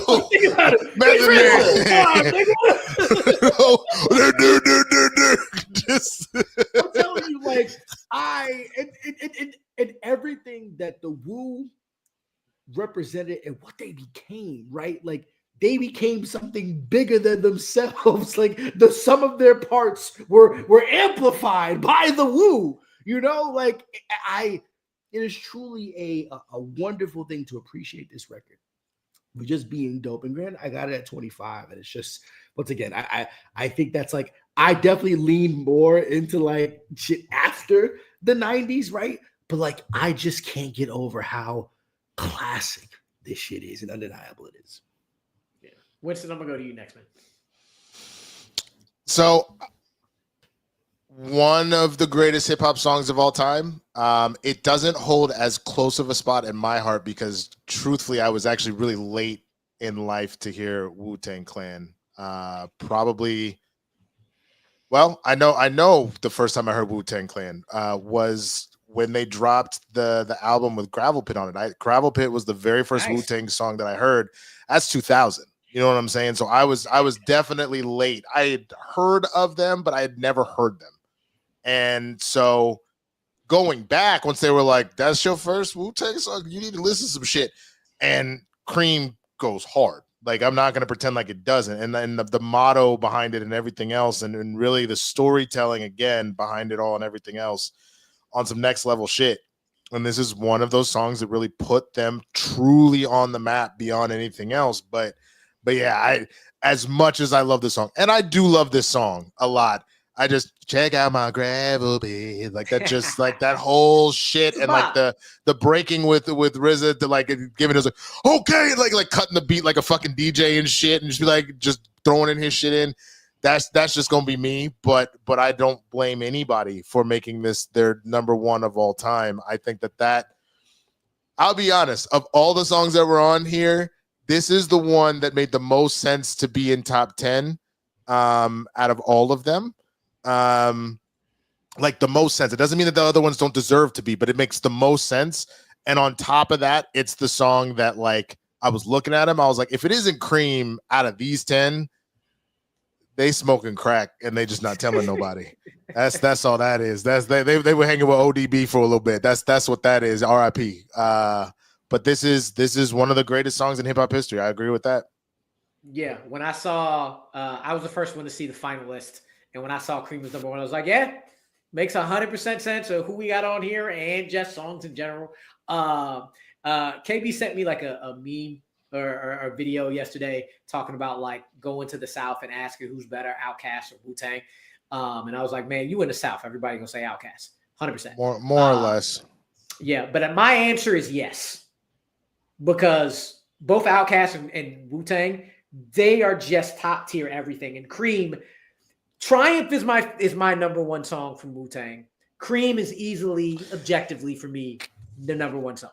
Can I give a baby pushback on the comparison? I understand that it's just going to the South.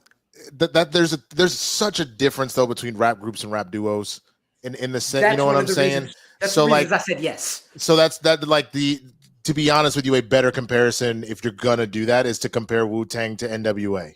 You know what I'm saying? Yeah, like that would 100%. make more sense because groups just function differently than a duo does. A duo is pretty much both of us are gonna go at least a verse and maybe go back and forth on two.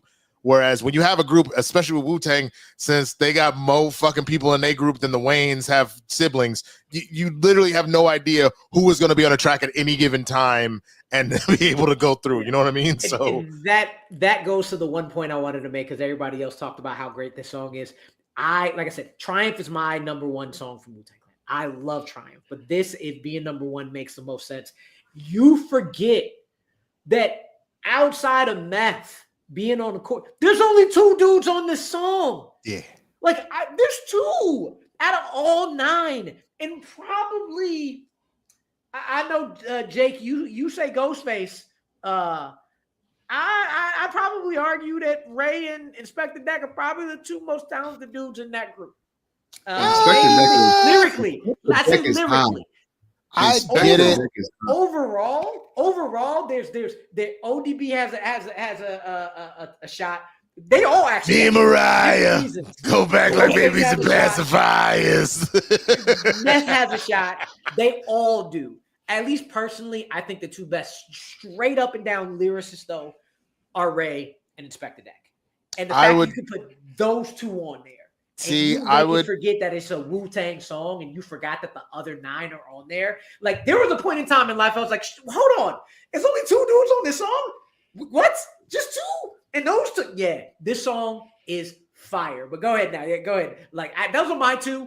Those are not my 2 favorites. But I thought it was only.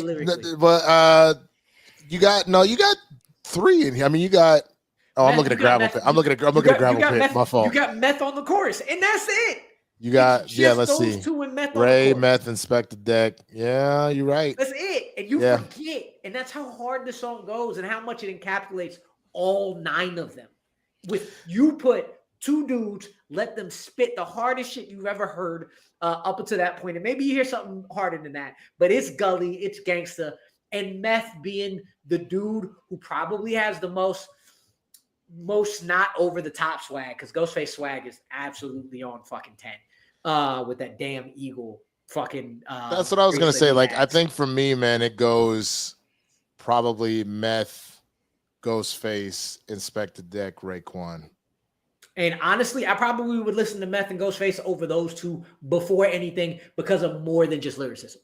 But swagger, flow, everything. But all of them are hard. And Oh, just the absolutely. fact- Absolutely. all of But them- that's literally the problem. You said they're the Power Rangers of niggas. Now it's like, well, which one's your favorite Power Ranger? I mean, Tommy go hard, bro. But sometimes Jason was kind of doing his thing. And then Zach was out here doing the hip hop keto and shit. He was like, I'm gonna go ahead and do some breakdancing on these putties, my nigga. Like, it just depends on the day. If that was the episode, it was Happy Birthday, Zach, you're gonna be like, Zach's my nigga. But if it's the day that Tommy finally becomes good, you're gonna be like, I mean, so it really depends. And honestly and truthfully, that's a good analogy because that's one of the things I did like about that group as well. Is like you never know what to expect on the next song. You didn't know who was going to do what on the next song, but you knew whoever it was, they was repping for the Wu, without 100%. a shadow of a doubt. And Real quick, going back to what you were saying earlier, Ru, about the that I sent you. Like, those are the arguments that I don't like, right? What? Because where they were saying which one is better, Wu-Tang, or where they were asking people in Atlanta, which group was better, Wu-Tang or Outkast. Like you're not doing that to create any real discussion about hip hop. You're just doing that to bash and shit like that, like just to be negative. Like those are the type of things I just can't co-sign at all, you know. But the answer is yes. So KB, let me ask you this, because this is something I've been pushing back on a lot of streams where we start talking about movies and things like that, and people will just go, "Hey, yo, Superman was trash." I was like, "Would you like to expand on your answer? Like, why did you find it not good?" They'd be like, "It was just bad." Well, then you are literally talking out of your ass, and you have nothing to go with. If somebody said, "Which group do you personally think is better, Outkast or Wu-Tang, and why?" That's different, because then you're giving me legitimate answers of like, well, because when Outkast and came out, like I'd never heard bars like Andre 3 Stacks before, and Big Boy was bringing all sorts of stuff, and like the themes they were with, like all of that was just something I had never seen, and I really vibed with it. Or no, I go with Wu because you had 9 dudes and all 9 had bars. Like that's crazy. You've never seen that before. To me, I don't have a problem with the comparisons, but I need you to give me fucking answers. Don't just say your Vine answer of Wu-Tang. Outkast. Well, no, Outkast, I mean Wu-Tang. some answers were kind of rooted in just flat out saying that these we're suggesting that the opposition just wasn't that good, and it's like, let's stop the cap, right? Like saying, okay, yeah, we can agree Andre 3000 is a phenomenal rapper. But then when you start saying, "Oh, he wipes his ass with Method Man and Raekwon and all," it's like, yo, relax, yo.